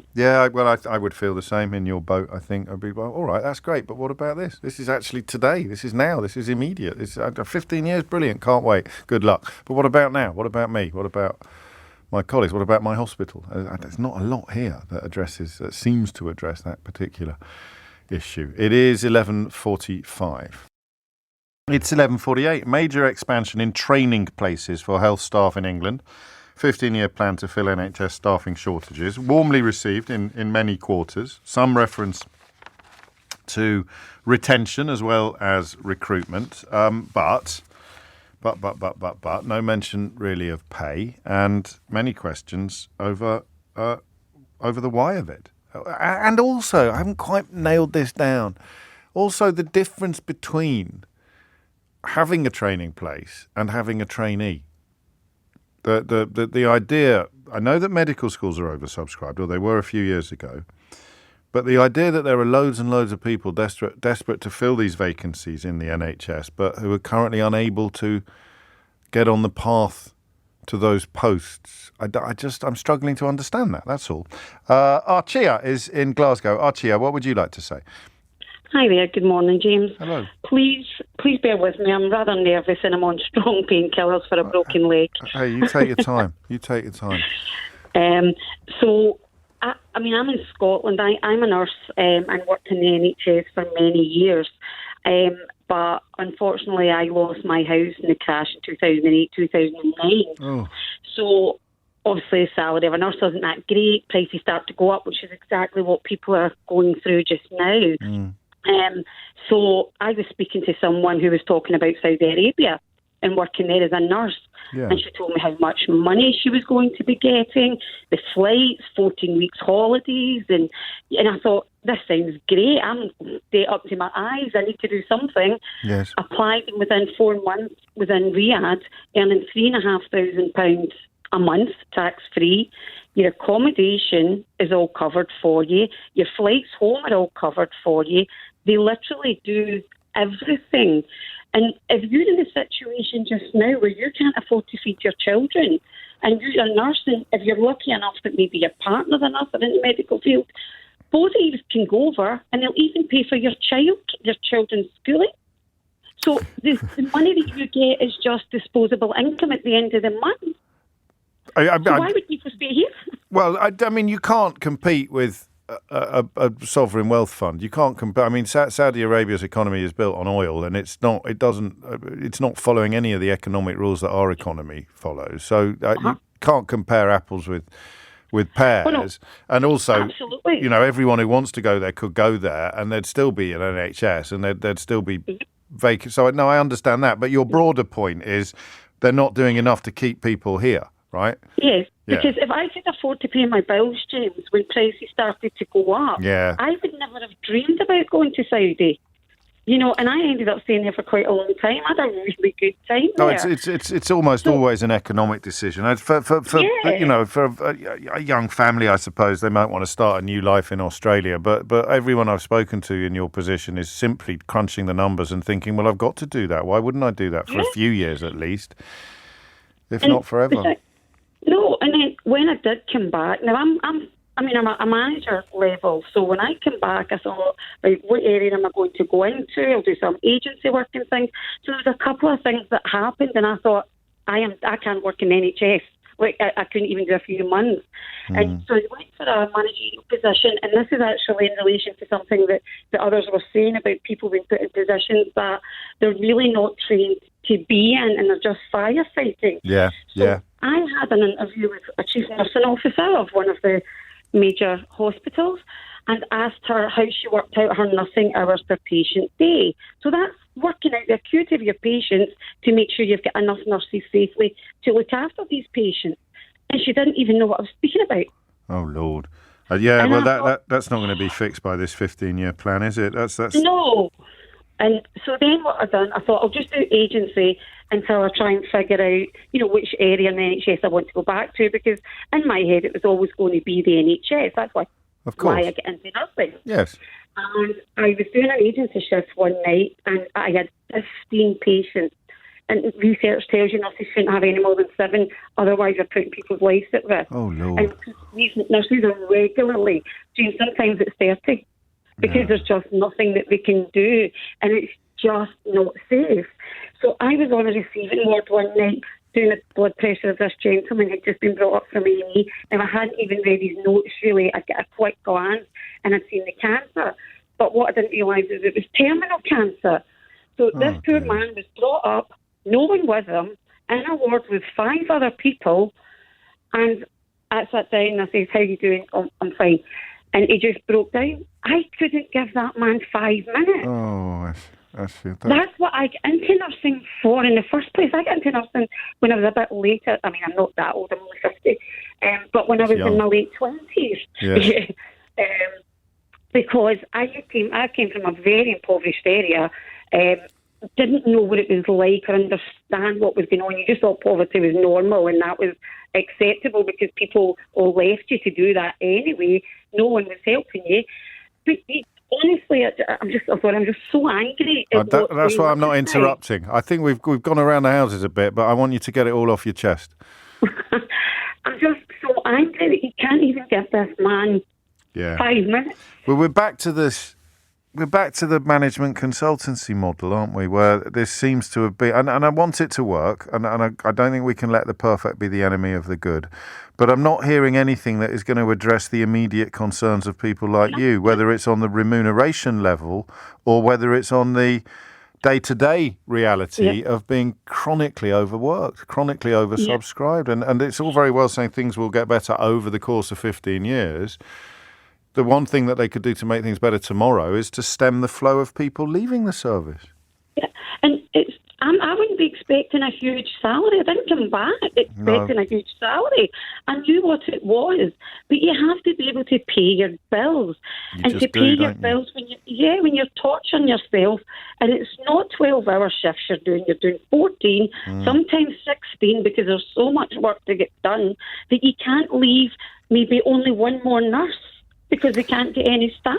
No, I hear you. I thank you, and thank you for everything that you do. And obviously, given your personal history, that relationship between being able to pay your bills and doing the job is going to be really front and centre. And I've got a horrible feeling more and more people are going to be going through something similar to what you went through after the last financial crash in the coming year. But on a much lighter note, do you want to know why I hoped that you were going to say something really stupid?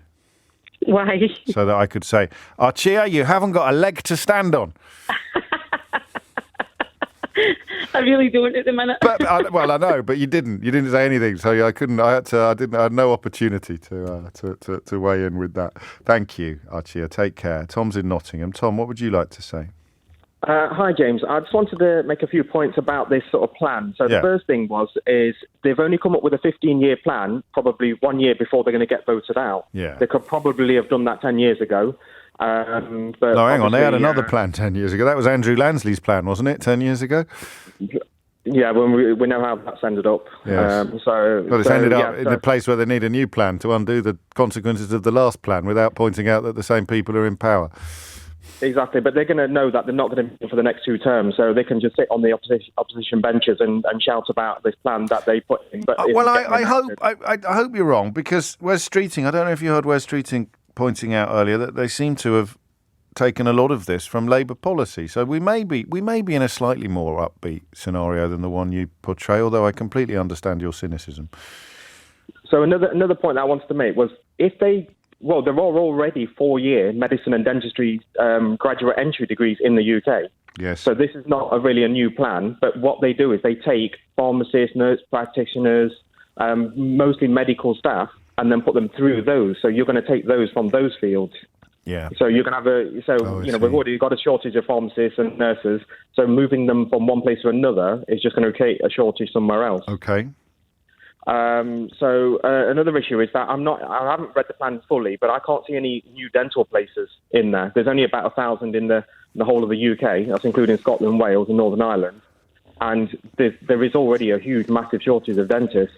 Where they think they're going to get these from, I don't know, because they don't even let them in from abroad very easily at the moment. Well, there's a lot of that about, isn't there? So, crikey. It's not often I find myself in the position, Tom, of trying to be upbeat about government proposals or government policies. But I guess that's a question of what you want as a country, isn't it? You want them to come up with something that addresses all of the problems that you've just raised, but as things stand, it doesn't look like they have done. What's the single biggest? You're in dentistry, I think. The single biggest is retention a problem in dentistry? Are people leaving it early? Yes, I have 2 NHS dentists last October, both left in the same month. Right, how old were they though? They were 26 and about 32. Yeah, so we're talking young. So they've gone. I thought they might have been near retirement age. So they just decided to clock off a bit early. So they've gone into the private sector, have they? They've gone into the private sector because the NHS are forcing us to do a lot of stuff that we don't want to do. Like, they want the vast majority of adults on 2-year checkups. Right. And I can tell you, I've been an NHS dentist for 20 years. That is not going to work. Because by the time you come for your checkup after 2 years, some of the stuff that's happened will be beyond help. Exactly. So all they want it to become is like an A&E system where you patch somebody on, move them on, see someone new, patch them on, but that doesn't promote any prevention, doesn't promote any... It's not why you became a dentist. It's just like being a a car mechanic rather than working on a Formula One team, isn't it? You want to be making the car better and better and better, but instead you're just going to have to change the wheels every 2 years. Exactly. If we see children, our ideal situation is if we can get them to 18, 20, 25 with no dentistry, as in no fillings, then that's the whole point. That's what we want to do. But that's really interesting. I haven't heard this before, but it makes absolutely perfect sense when you describe it like that. It's complete but the upside problem is down. That's more than a 5-year term, though. They're only bothered about a 5-year term. They don't care about what happens in 10 years, 15 years down the line. No, and that possibly is one of the reasons to be vaguely cheerful about this plan, the fact that they have gone for the 15-year option, although, as you pointed out at the beginning, they've done so a year before, as things stand, losing office, moving out of power. We'll keep an eye on this, talk about the NHS as much, if not more, than we talk about anything else on the programme, and we all want it to be better. We all want it to be better, except, of course, your Tufton Street vampires who want it to get worse and worse and worse so that more people move into the private sector and the people who secretly fund their so-called think tanks can make profits out of their investments in healthcare companies. It's pretty straightforward, once you know what you're looking for. I've got no idea what we should talk about next. Absolutely no idea. Have you got any thoughts? Let me know on 84850. I quite like crumbling schools, to be honest. It is 3 minutes after 12. I tell you what I'm not going to do. I'm not going to take the mickey out of all your topic suggestions, because I think that would be wrong on several levels. It would alienate you as a listener. You'd think it would be condescending on my part. I'm not going to be able to defend my behaviour on the grounds of, well, look, I wouldn't come to your place of work and start telling you how to do it, because I literally just said, have you got any ideas about what we should talk about next? I quite like Mike, who is pretending that he misheard me when I said crumbling schools. He has written, yum, yum, crumble in schools. It was one of the only edible dishes served up at my boarding school, actually, apple crumble. But no, so I'm definitely not going to take the mickey out of any of your suggestions, except to say that they have to be of interest to people other than just you. That's the trick. Sometimes we run with a subject that is not of immediate interest to you personally. My job is to make it interesting to you. But something that's really specific to you, I would struggle to make it interesting to everybody else. Or even, in fact, looking at some of these ideas, which I'm definitely not going to read out, looking at making it interest to anybody else. So 4 minutes after 12 is the time. I'm going to do divorce. I like this. I like the numbers. I like the figures. And I like the question that these figures will throw up. Did you know? Well, of course you did, because I told you. In April 2022, a no-fault divorce enabled couples to go through divorce proceedings without apportioning blame. I know precious little about divorce, thankfully. Precious little. Obviously, I've got friends who are divorced. But And you provide a shoulder to cry on. None of my divorced friends have had like massively acrimonious going to court to argue about assets type divorces. So I don't know why this change in the law would have prompted such a big surge in the number of divorce applications. So it's gone up by 20%. So there'll be, anyone with experience of divorce will be able to talk about this. How would the fact that it had to be somebody's fault have dissuaded people or discouraged people from getting divorced? The first 3 months following the law change saw applications for a divorce hit their highest for a decade. I think I'm just going to ask you why. Just because my ignorance is completely real. I'm not feigning it or exaggerating it or anything like that. I don't understand why saying to two people, oh, look, you can have a no-fault divorce, would make them more likely to go, oh, excellent, darling, let's get divorced. Well, probably not darling at this point in the relationship, but, oh, excellent, my old darling, let's get divorced. What is it about? So just talk me through the from your personal perspective. And if you are one of the, I don't know, maybe you're not comfortable talking about it, but I want to come to a slightly better understanding of it. What difference has the new because here's the thing as well, it looks like this was a really good piece of legislation. It looks like it's been really successful. We're always worrying that we don't talk about positives more. I appreciate people getting divorced it's not an unalloyed good, is it? It's a sadness, but people staying married who don't want to be married is even sadder. So I want you to talk to me about this. Divorce applications have risen 20% since the introduction of a no-fault law to make marriage splits more amicable. I have two questions for you. Question number one is this: why? Why do you think that has happened? 0345 6060 973 is the number that you need. And question number two is, how bad was the old system then? This is where the fact that I don't have a particular palette of people in my personal circle to draw on is problematic. How bad was the old system? Why was the pre-no-fault divorce system so much worse? What kind of things happened? What is it? So was it hard to get divorced if you wanted to, if one person wanted to and one person? Do you see what I mean? Oh, there it is. I got there in the end. So I want to know why divorce applications rocketed after the introduction of a no-fault law to make marriage splits more amicable. But what I really want to know is, what problem did this fix? What was the thing that the no-fault divorce fixed? I guess they're like those subjects that we sometimes describe as you say it's something that you know nothing about until you suddenly need to know everything. So I know nothing about this, and touch wood, I'll never need to know everything. But why was it hard? What was it? What was the sort of experience in the pre-no-fault divorce environment that prompted the change in the law? I just want to know. Here's an example. Karen says, my cheating ex would not allow me to put adultery on the divorce papers. So instead I had to list 5 reasons, which were coercive control, violence, etc., but he wouldn't have adultery written down. That's an indication of what kind of problems were in place previously. But I want more stories. I want to understand, because I think I don't want to celebrate the fact that it's easier to get divorced because I'm an old romantic. But I do want to celebrate the fact that this looks like a bit of law brought in April 2022 that has really reached the parts that it was designed to reach. So what was the problem previously? And I guess you answer what the problem was previously, and the simple response to the question of why has this proved successful sort of hoves into view. Does it mean that loads of people were not getting divorced because, well, we'll find out, won't we? Because it was tricky, or because it was impossible? And then suddenly they bring in a no-fault law to make marriage splits more amicable, and the numbers go up by 20%. Hit the numbers. If it turns out that everybody's story is exactly the same, then I'll give you my recipe for apple crumble instead. 0345 6060 973 is the number that you need. We should probably do Dorry's Watch, shouldn't we, while we're getting people teed up for this. I've also got, guess who the guest is on Full Disclosure this week?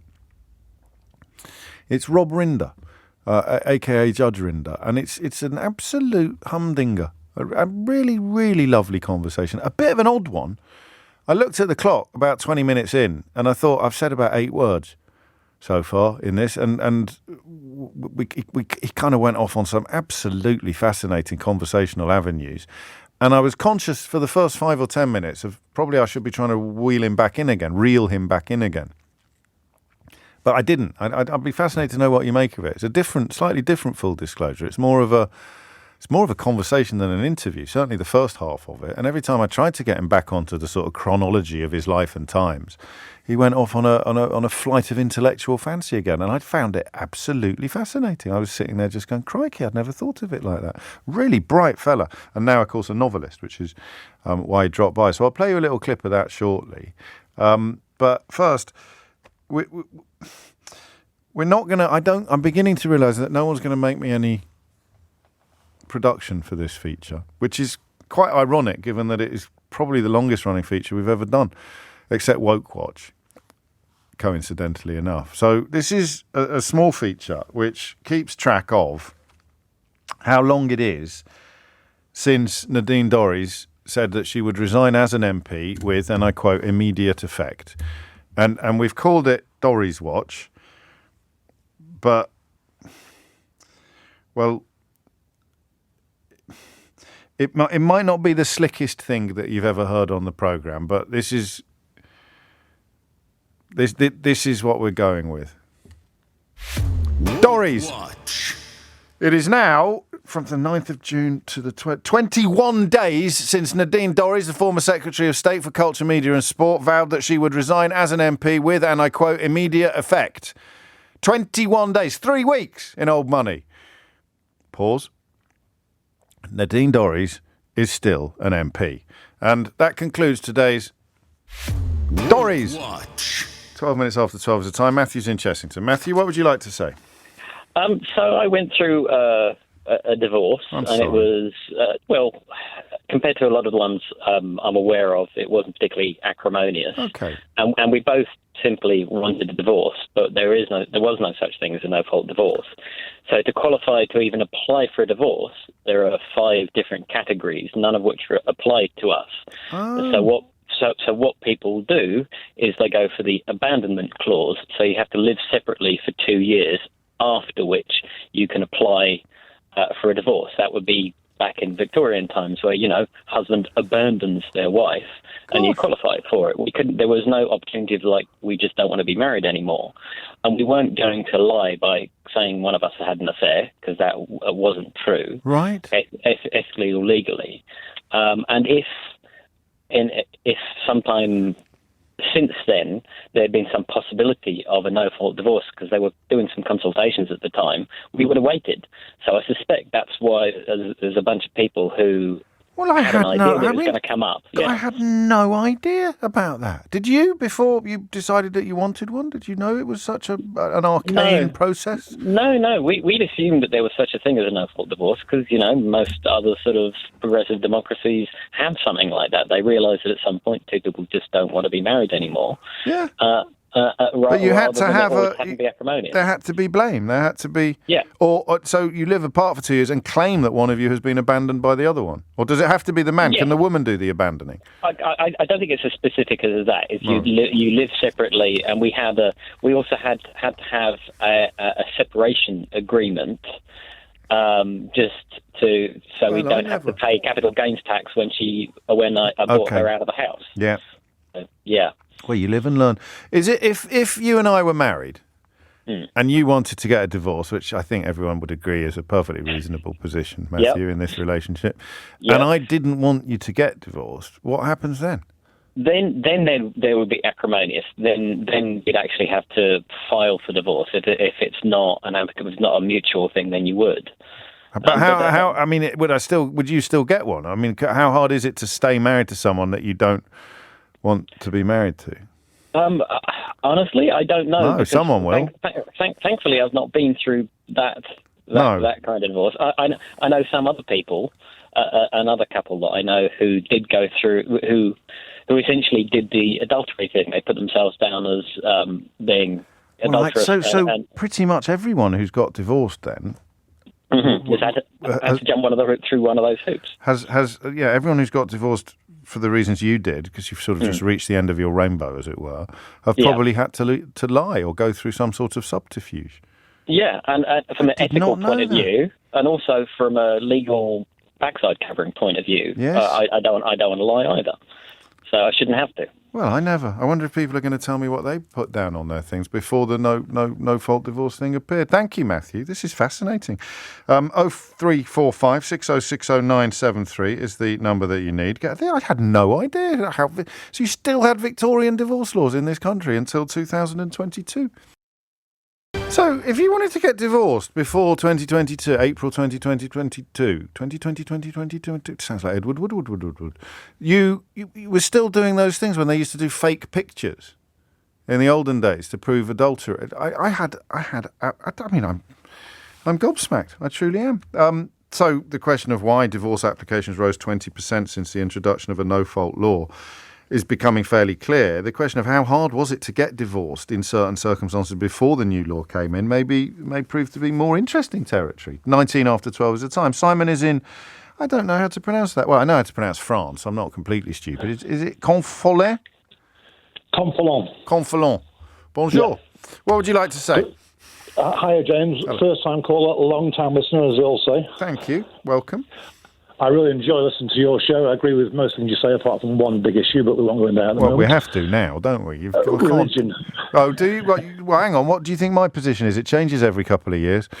Yeah, I've listened to you, and I get where you're coming from, and you are far more open, I suppose, to views like me than perhaps you used to be. I hope so. I hope so. Atheist forever. It's a lot. Well, I mean, after I lost my dad, I went through another little period of quite profound religious observance, but it's in retreat a bit now. But we digress, Simon. We digress. No problem. So yeah, no fault divorce. I was divorced maybe 8 years ago. Yeah. Living in France, but we did it through the UK because you could apply providing one person was supposedly going to go back to the UK. Oh, okay. And as it happened, she did do that. So yeah, it was much cheaper. It was probably half the price through the UK. Okay. We agreed to do it amicably, so we paid half each. It's about £2,000, I think it was, which I found crazy when it costs you a few hundred to get married in the first place. Yeah, but it is anyway. odd. And that's you're paying lawyers for that, are you? Or are you paying the authorities? Yeah, we Googled it and did it through a company in Somerset for some reason. Okay. It was just online, and somebody recommended this company to us, and she was quite good, to be fair. Fair enough. But we'd only been separated officially for about 6 months at the time. Right. And as the previous caller said, hang on a moment, no, you need 2 years of that before you can get divorced, as no fault. Good grief. So I was like, well, after 18 years of marriage, we both decided that the end had more than come. Yes. We wanted to stay amicable because we've got 2 children. So the only way to do it was for me to tell a small white lie and say that I'd had an affair. And if you said that, then they can expedite it. Then it goes through quicker. And everyone knew you hadn't. Your wife knew you hadn't. Well, if your wife if your wife didn't want to get divorced. Well, then that would have been a lot different because it would have had to wait 2 years, as far as we were told by the solicitor. And after 2 years, you're all right? You're over the line? You can't be held hostage, as it were, within a marriage that you don't want to be in? Do we know? I mean, this is actually adding to your scepticism about religion, isn't it? Because this must just be a throwback to religious law, trying to keep everybody married because it's what God wanted, supposedly. Well, yeah, it also puts you off, I think, in my case, in the future getting married to anybody else, because you think, well, hang on a moment, if it was that easy to get married but that difficult to get divorced, then would I want to do it again? Probably not. No, I guess not. For you, no moral problem particularly with saying that you'd done something that you hadn't actually done. On the documents, it said, obviously I won't give the names, the divorce between Mr. and Mrs. and unnamed woman. Oh, really? So I'm not quite sure who she is, but I haven't found her yet. No. See, it is Victorian, isn't it? It's very strange. Yeah. And I think back in the day, I could have got this wrong. What were the circumstances in which you had to provide photographic evidence? Was that when, if your wife wanted to divorce you for your adultery, but you denied it, then she'd have to get pictures of you? That's Victorians, isn't it? And, but there was that famous. I think there was a famous case, wasn't there, involving an aristocrat or something like that? Or I don't know. Well, this is an absolute Pandora's box. Simon, thank you, and thank you for the kind words. I'm just trying to working out what the problem was that this fixed has proved quite straightforward. I'm forced into a divorce by my ex-wife after no-fault rules were introduced, James. I was made homeless on day one and lost access to my children. Ironically, it was me who had to file for a divorce because that became my only way to end the period of the unknown, which can take as long as 2 years. When you're both trying really hard, writes Paul, to separate amicably, to part on good terms, the last thing you need is a legal form demanding that you publicly list your ex-partner's faults. The risk of inadvertently opening wounds is very real. I guess I'm right, aren't I? It's one of those things about which you know nothing until you suddenly need to know everything. Julie is in Malvern, lovely part of the world. Julie, what would you like to say? I had to lie to get a divorce from my first husband because his view was a bad marriage is better than no marriage. Okay. He was emotionally abusive.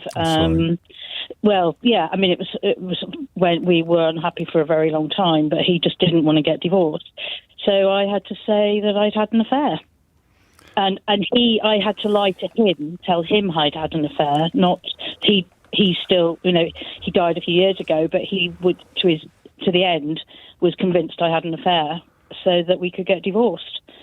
Because that was the only way I could get out of that marriage. Well, I'm feeling very silly this afternoon because, I mean, everybody, it seems, knew about this except me. And so what if he... So because you'd had an affair, he was prepared to get divorced. If you hadn't had an affair but you told him you didn't want to be married to him, he would have said, well, tough luck. Well, he did. Yeah, we separated that's awful. About 5 years before, and then for certain circumstances, I went back. And he just was adamant that it was better. It was better for him to be married because there was somebody there to look after him and to look after the family. Yeah. But I just couldn't anymore. I just couldn't do it anymore. So in the end, I went to a family lawyer and they said, well, it's 2 years separation, which I knew I'd never get. Right. And she then advised me, she said, well, there is a way out of this.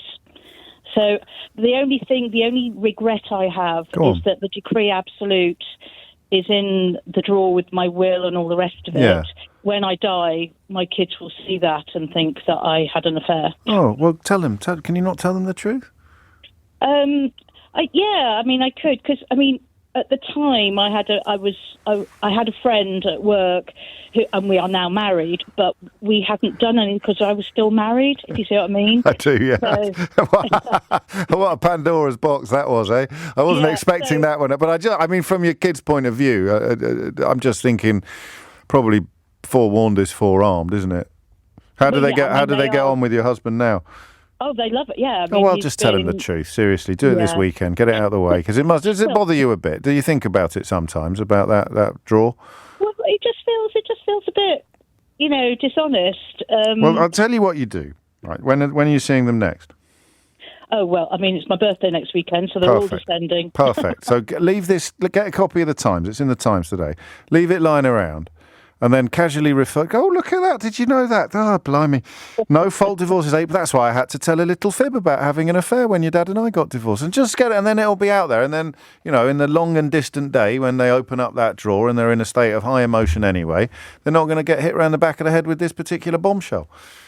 Thank you. That's good advice. It is quite good advice. I have some wine first. Yeah, I think, it's your birthday. Yeah, we'll have at least some wine first, won't you? Hopefully the fizzy variety, Julie. Thank you. Well, no, thank you. And thank you for sharing the story as well, because, what a bizarre world we live in, where I suppose there's stigma attached to divorce as well, historically. People don't talk about it much. I'm wondering now, I've got friends who are divorced before that period who must have fibbed, because I know for a fact that there weren't affairs involved in at least two of the divorces I'm thinking about. So now I want to know what it is that they put on their form in order to expedite the divorce going through. It's a funny old world. And what if there we go. So one person wants it. You say you've had an affair, and he still says, "Don't care. I don't want to get divorced." You can't separate for 2 years. Can you separate if you're living under the same roof? Good God, do you know what I'm thinking now? Why did it take so long for this legislation to be brought in? It would appear to be absolutely ridiculous from the very start. Sophie's in Caterham. Sophie, what do you think? Hello. Hello. My husband and I got married far too young, and I suddenly realised that I was actually interested in women. Okay. So I did have an affair, but it was with a woman. Right. And at the time, adultery didn't count with same sex, so we also had to lie to get our divorce, even though everything was amicable. I presume telling your husband that you now sort of have suddenly realised, I like the phraseology there, that you fancy women, he probably wouldn't want to stay married to you anyway in those circumstances, even if in others he might have done. Yeah, everything was amicable. We went straight to the solicitors and were like, there were no kids involved or anything. We just want to split everything 50-50. Just call it quits and head off over separate sunsets, as it were. Yeah, I think they have changed it now, but at the time adultery didn't count with the same sex. Would that be the same for men and for women? Yeah. And then, so we lied and said that we've been separated for so long. So you can collude on that as well? You don't have to prove that you've been living under a separate roof for 2 years or anything like that? I don't know the rules at the moment. I think it's if you both agree to wanting to get divorced, you can do it that way, or if only one of you agrees, you have to wait so long. But when ours did go through the courts, it actually got denied the first time because we were still living together. Oh, wow. And they asked us to provide more more evidence as to, So what did you do? We kind of just wrote a letter saying that even though we're still living together, we don't socialise. We don't eat meals together or anything, which was a complete lie because, we're still best friends. You were still getting on fine, but you had to. This is what a bizarre country. I said world a minute ago. Aaron's picked me up on it. He says it's not a bizarre world; it's a bizarre country. Sort of post-Victorian Church of England type. Women shouldn't be allowed to leave man kind of laws. It's a sort of almost coercive legislation, wasn't it? It's quite bizarre. Quite bizarre. Thank you, Sophie. Are you still? Can I be rude and nosy, or would that be inappropriate? No, please do. Are you still with the woman with whom you had the affair when you were married? No, it wasn't so much I had an actual affair. Oh. I sort of came out to him and he was like, look, I don't want to hold you back. No, you just realised, crikey. But when I did I'm now married to my now wife, and when I did get married to her, he was living in Canada at the time, but he came back to give me away. Oh, that's so romantic. Is romantic the right word? I don't know, but that's just absolutely lovely. Yeah. I love that kind of. That's how it should be, and fair play to both of you for managing to keep everything so civilised. It's 12:30 now. I don't know whether this would be. Is this true? Sue's in Pembrokeshire. She says my ex-husband came up with 5 reasons to divorce me. One of which was that I got a dog without asking. So is this in before the no-fault divorce thing? This list of 5 things. I thought there was a list from which you could pick 5 things. So it would be like violence or coercion, or was it really anything at all? And then the judge just decides whether that's grounds for divorce or not. And Sue's ex-husband came up with she got a dog without asking for permission first. She says, I still have the dog, who's now 14 years old, and we're both very happy together. Tim Humphries here now with your headlines. It is 12:34. You're listening to James O'Brien on LBC. It's an odd one, this. I wonder how it's reaching your ears. Because if, like me, you knew nothing about this subject, then, like me, you'll be reeling at what was going on under our noses in the country that we've lived in for decades. And if, like people calling me, you got chapter and verse on the subject because you've actually been through it, then you'll be wondering how anybody could have been so ignorant about it all, or so innocent, perhaps, of what the reality was. Just looking at a statistic, this is how it all started, about divorce applications going up by 20% since the introduction of a no-fault law to make marriage splits more amicable, and then asking what changed, and then discovering what changed, and almost changing the question is to, God, how hard was it to get divorced before April 2022? And now, thanks to Sue in Pembrokeshire, I'm wondering how many other people put relatively innocuous things on their list of 5 reasons why they wanted to get divorced. Tessa suggests one of hers was squeezing the toothpaste in the middle, but I don't know whether you're yanking my chain or not on that sort of thing. What sort of judge is going to go, absolutely, I'm just thinking about stacking the dishwasher. You sort of stack the dishwasher like it's a coconut shy. Just throw stuff in there without any rhyme or reason or reference to the rails or the rackings. I'm just trying to think, if I was a judge, would I accept? I wouldn't accept squeezing toothpaste in the middle. Everyone does that except weirdos. And anyway, you can always rectify it later. But treating the dishwasher like a kind of jumble sale, just throwing it all in willy-nilly, minimising efficiency. Well, that would be an interesting one. 12:36 is the time. Rebecca is in Brighton. Rebecca, what would you like to say? Hi, James. Hello. So I'm currently a paralegal and I work in the family department at a local firm. Oh, cool. So I've actually had experience on working on cases pre-April where the law changed and to the no-fault system.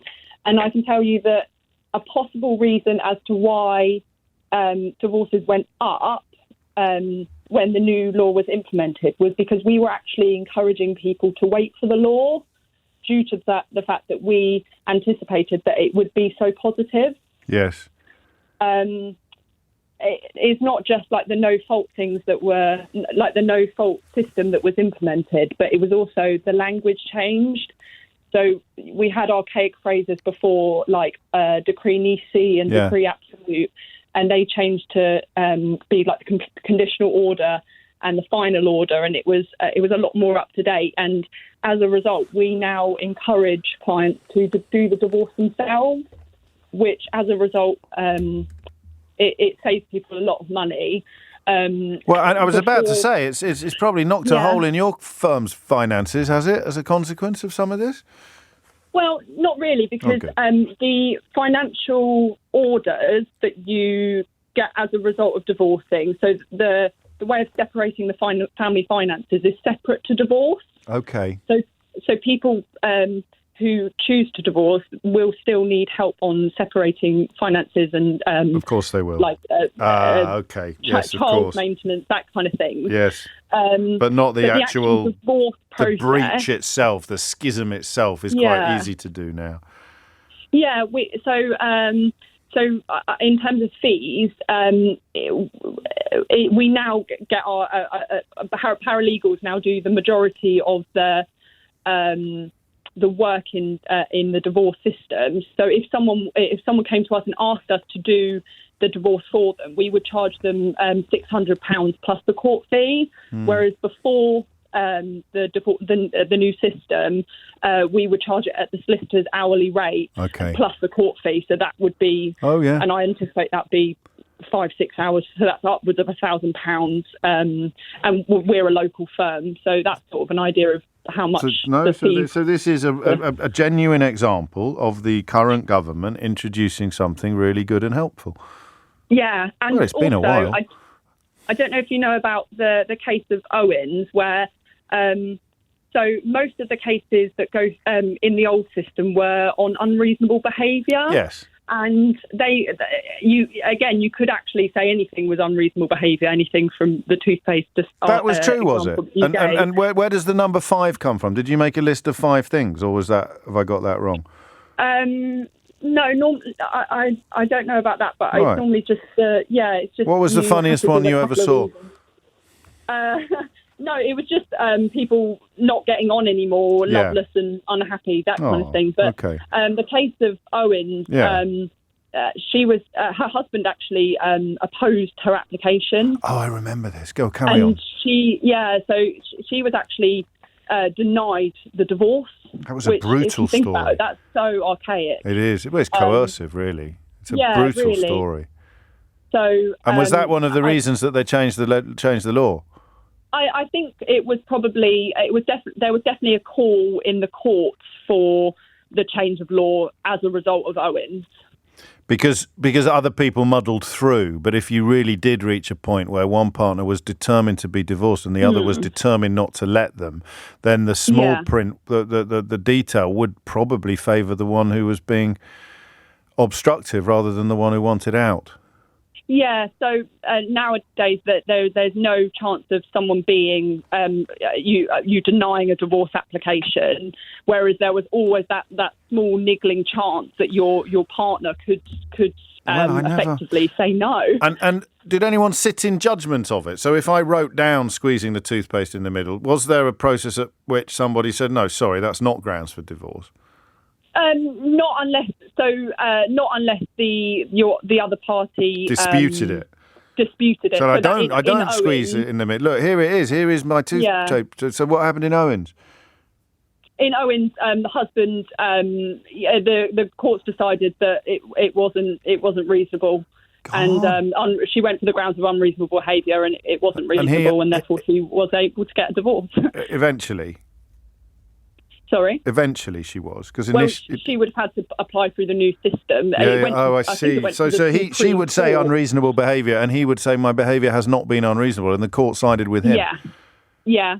Wow. Yeah. Gosh, so you could put anything. So Dave, I don't think Dave is joking. He says his ex-wife really did divorce him for loading the dishwasher badly. It was a farce. To this day, I have no understanding of the actual reasons for the divorce, unless reloading the dishwasher after she'd loaded it was the actual real reason. So that she could have well written that down, and no one would have challenged it unless Dave said, "Yeah, exactly." God, I was only joking, Dave. Sorry, mate, for bringing that back. I should have done a trigger warning. There's some really funny case law on reasons why people get divorced. A common one I think is I wanted a dog and he didn't. I think there's a case law story about a lady wanting a horse. She had loads of horses, and the husband said that the horses were annoying, and they got a divorce. Yeah, there's a lot there. Then I mean, and I thought people were sort of yanking my chain a bit, but it's all true. Crikey! So again, we're back to that genuine surprise. A bit of legislation brought in in good faith, for good reasons, has worked really well. I tell you what, if it turns out that this was Dominic Raab's doing when he was Justice Secretary, I'll give you the money myself. And speaking of big surprises from the world of politics, I think we found something Rishi Sunak's good at. Remember the first hour of the programme? Well, there's been some breaking news since then. Rishi Sunak has now replied to Zach Goldsmith regarding the latter's resignation, and I think that we could reasonably suggest that Rishi Sunak is very good at snark, because this is an acceptance letter and accepting his resignation, which breaks down fairly neatly into three distinct categories. The first of which is I was firing you anyway. The second of which is cheers. And the third of which is a long list of reasons why the reasons Zach Goldsmith has given for resigning are not actually true. So I love this. Dear Zach, thank you for your letter. I accept your resignation. There's no messing about there. You were asked to apologise for your comments about the Privileges Committee as we felt they were incompatible with your position as a Minister of the Crown. You have decided to take a different course. That's quality snark, isn't it? From Rishi Sunak. Essentially, obviously, rather than apologise for being part of a concerted attack upon the Parliamentary Committee, Zach Goldsmith has decided to run away and try to take his ball with him. And then he goes through a long list of all the things. All the things that he claims he's done in the context of the environment, which is what Zach Goldsmith, of course, accused him of not caring about. He writes, I am grateful for your service as Minister for the Overseas Territories, Commonwealth, Energy, Climate and Environment. You have been a vocal advocate for some of the most important issues that the UK and the world face today. And then he says your time in office and lists a bunch of things that he describes as historic UK successes. So that's snark as well, because by congratulating him on his role in these historic UK successes, he's kind of dismantling Goldsmith's claim that he didn't do anything or care about the environment. Well, you live and learn. So finally, we found something that Rishi Sunak's good at. I mean, it's not much use to the country to have a Prime Minister who's quite good at snark, but it's better than nothing. 12:48 is the time. You're listening to James O'Brien on LBC.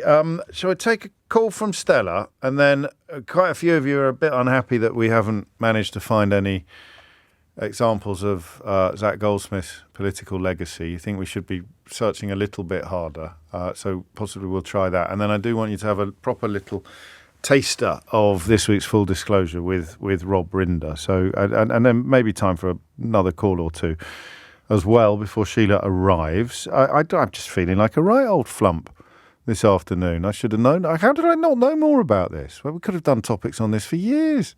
Could have had it in the back pocket as a nice sort of Friday afternoon get out of jail free card. Give me a ring and tell me about the craziest things that you put on your divorce claims. But of course, for an awful lot of people, this stuff is very, very serious as well. Stella is in Hackney. Stella, what would you like to say? Hi, James. Hello. My ex-husband applied for divorce in 2016. Right. And he cited me as me having unreasonable behaviour. Right. So there were 5 little, little. Why does everyone keep saying points. 5? Are there 5 lines on the form or something like that? Or 5? You can't go higher than 5. Maybe you can't go more. Maybe I don't know. But the solicitor had done it on his part. Yeah. But I'll give you a couple of what he said. Yeah. One was I refused to go back to work after I had our son. Gosh. And that created a financial burden for him. Okay. So he wanted me to go back to work, and I stopped doing his washing and, keeping him clean and feeding him and doing his washing and stuff. Yeah. And with Greek heritage, and both of you. That, yeah. Right. And we're with Greek heritage, and it is up to the woman to keep home. So he tried to claim that it was a sort of cultural basis for his. Well, Well, he wanted. Well, I'm not. He wanted me to go to work, and I wasn't going to work, and he wanted me to keep home. Well, hang on, you can't do both, surely. Well. Unfortunately, I've got both in my divorce papers. Yeah. Were you surprised? I mean, did it come out of nowhere, or did you know it was coming?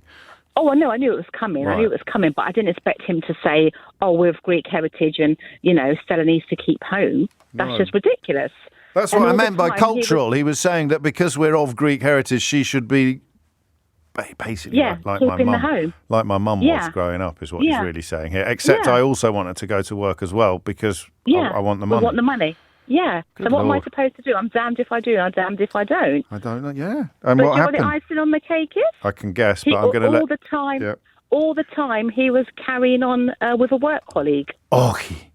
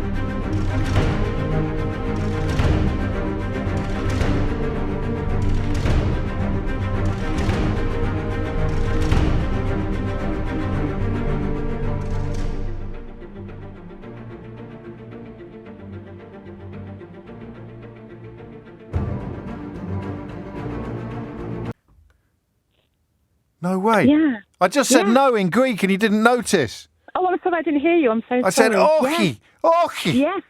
Sorry, I didn't hear. Yes.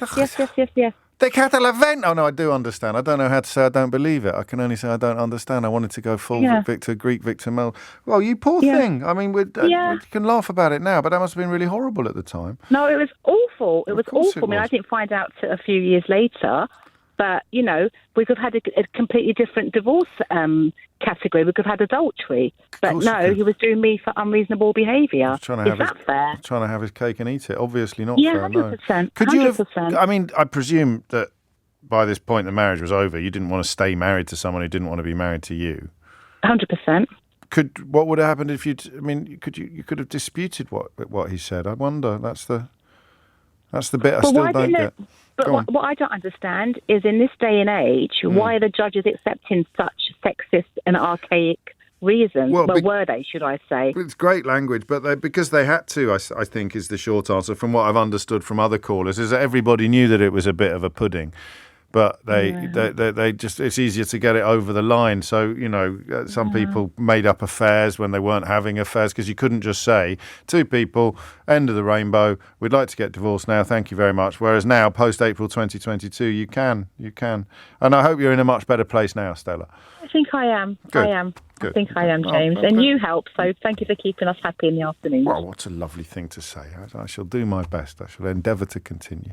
Thank you for that. And, of course, you also have the podcasts as well, which can keep you company at times when I'm not on the radio. And this week's guest, Rob Rinder, was, would you say a revelation? I don't think you can say a revelation, but it was an absolute joy. I think growing up in this increasingly self-aware sense, and this of course is through the prism of retrospective, yes, of course, grown-uphood, knowing that I was different in some way, but not at that stage for sure, being able to identify what it was, and it was undoubtedly my sexuality that was informing this impulse to be different, right?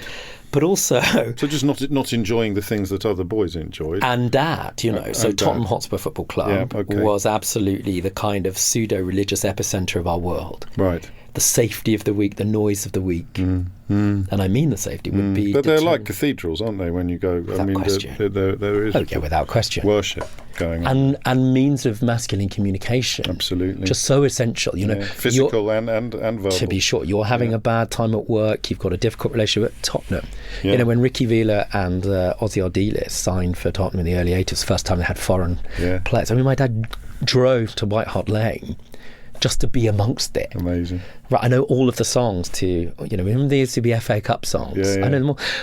Nice one, Aussie. But I felt totally alienated from it. So it was like a gear that wasn't biting. The two cogs didn't meet. They were both turning. You were turning, that was turning, but they never quite... Yeah, that's an interesting analogy. It was more a sort of, to be honest with you, it was much more high-minded than that. Go on, then. No, it was that. I used to think, what is this nonsense? Yes.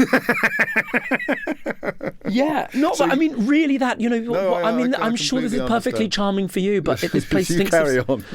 Right, and of course bless your little cotton socks. It's a very difficult thing when can't you're... really communicate right, that. but let's say your emotional intelligence or your emotional impulses... No, your emotional intuition outgrows your body. Gosh. Because you've got no agency, so you're still sort of 5. Yes. It doesn't matter when your parents announce you're getting divorced and you think, oh, well, thank goodness, because you're woefully unsuited to one another.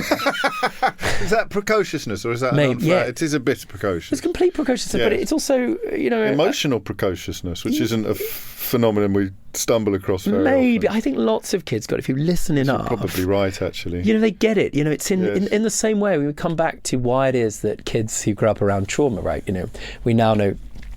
it's not a recent discovery, Chomsky discovered it. We have an innate facility for language, which society then places upon us, and then we can learn language. But it's within the inherited hemispheres of the brain, let's say. In the same way, it's a really curious thing when you go and speak to second-generation Holocaust survivors. Well, why didn't you ask your dad anything about this? And it could be any trauma in a family. It could just be aspects of your dad's life. Sure. And it's so interesting. In a variety of different expressions, I just knew not to talk about it. Yeah. There are boundaries, emotional boundaries that are set in a home that you're not necessarily cognizant of, but just exist in the atmosphere, in the molecules of a place. And I guess kids often really are absorbing that. I was just perhaps more able to articulate it. Plus, I was obviously a complete. What's the word I'm looking for? I just sort of felt other, and I was delighted at that point, especially because there was a lot of shame around divorce. Jewish family, first in the community be divorced, certainly. Right. And I thought, oh my goodness, this is going to be a fantastic drama. There's no books in the house. I mean, there's only EastEnders, and I'm going to be at the epicenter of this drama, and I'm going to have like a major speaking starring role. Exactly. There's all of that stuff as well. It's incredible. And so this voice of mine, which is not real. Yes. But I can't speak any differently because it happened when I was about 6. You mentioned books. That surprised me. I'd have thought that with the combination of aspiration and application, that it would have been your mother, at least, would have been impressing the importance of reading upon you. No. Just as she sent you to play with the doctor's boy. No, I would say sent me to play. It was just that. No, was okay. I didn't. The more that was more okay. Yes, I get that. What I'm talking about is really what is the way in which you come to value or evaluate somebody. I remember when I became a barrister, you'd have to very quickly, and there are various ways in which, if you're prosecutor or defending a case, there are identifying features based ICT1 male categories. If you're a person of colour or whatever, I actually don't recall the categories. Sure. If you grow up against, in the community I did, it's not that you don't see that, it would be false, wrong, and, totally unauthentic to say you don't see that. It's like people say, I don't see green people, I don't see black, there are no green people. Yeah. But my thing about it is it's just not the first thing you notice. Yeah, okay. In other words, I would go, oh yes, I mean, he's very attractive, but he's it's just not the first thing. So the thing that I would come to value, celebrate, and in fact over credit would be cleverness. Okay. Or cultural awareness. Yes. So I grew up almost sort of oppositionally to the background that I was growing up in. And I guess that was early play. Did it get spotted at school? Not in my... I suppose in a sort of sense that it was precocious, but I was absolutely a kind of a fifth-rate intelligence. Rob Rinder, guest on this week's Full Disclosure, an absolutely lovely chap as well. You'll enjoy listening to that, trust me. Before we go, as promised, we have combed the archives in search of something that might be chalked up as a positive legacy of the now resigned former minister, Lord Goldsmith, famous, of course, for once lending his holiday home to Boris Johnson, who then put him in the House of Lords. So we found something. So apologies for playing all the tumbleweed earlier. He did have some major achievements in his political career. It is a massive, massive, massive celebration. It's a huge festival. I'm so sorry. It's a huge festival, and it celebrates real talent. This hall is going to be bursting with dynamism, brilliance and excitement. I'm here just as a guest, and I'm looking forward to absorbing some of that energy. I'm a Bollywood fan, so anything with a Bollywood theme, I will lap it up. You say you're a Bollywood fan. Do you have a favourite actor or a favourite Bollywood film? Oh no, you're gonna. I wouldn't be able to. What do you think? No, I'm not going to give you one. I can't think of a favourite. Think of a single Bollywood film or actor. I can't think of a favourite. I love almost everything about Bollywood. Bless his little cashmere socks. That's it from me for another day. We'll do it all again Monday morning from 10. If you missed any of today's show, you can listen back on Catch Up on Global Player, Rewind Live Radio, enjoy the whole show podcast. All of our shows there, including the world's biggest podcasts. Download it for free from your app store or head to globalplayer.com. Coming up at 4 on LBC, it's Tom Swarbrick, but now it's everybody's favourite. Oh, Lord. Get out of here. It's Sheila Fogarty. Out of here. It's Sheila Fogarty. Out of here. It's Sheila Fogarty. Out of It's here. Sheila Fogarty. Out of It's here. Sheila Fogarty. Out of It's here. Sheila Fogarty. Out of It's here. Sheila Fogarty. Out of It's here. Sheila Fogarty. Out of It's here. Sheila Fogarty. Out of It's here. Sheila Fogarty. Out of It's here. Sheila Fogarty. Out of It's here. Sheila Fogarty. Out of It's here. Sheila Fogarty. Out of It's here. Sheila Fogarty. Out of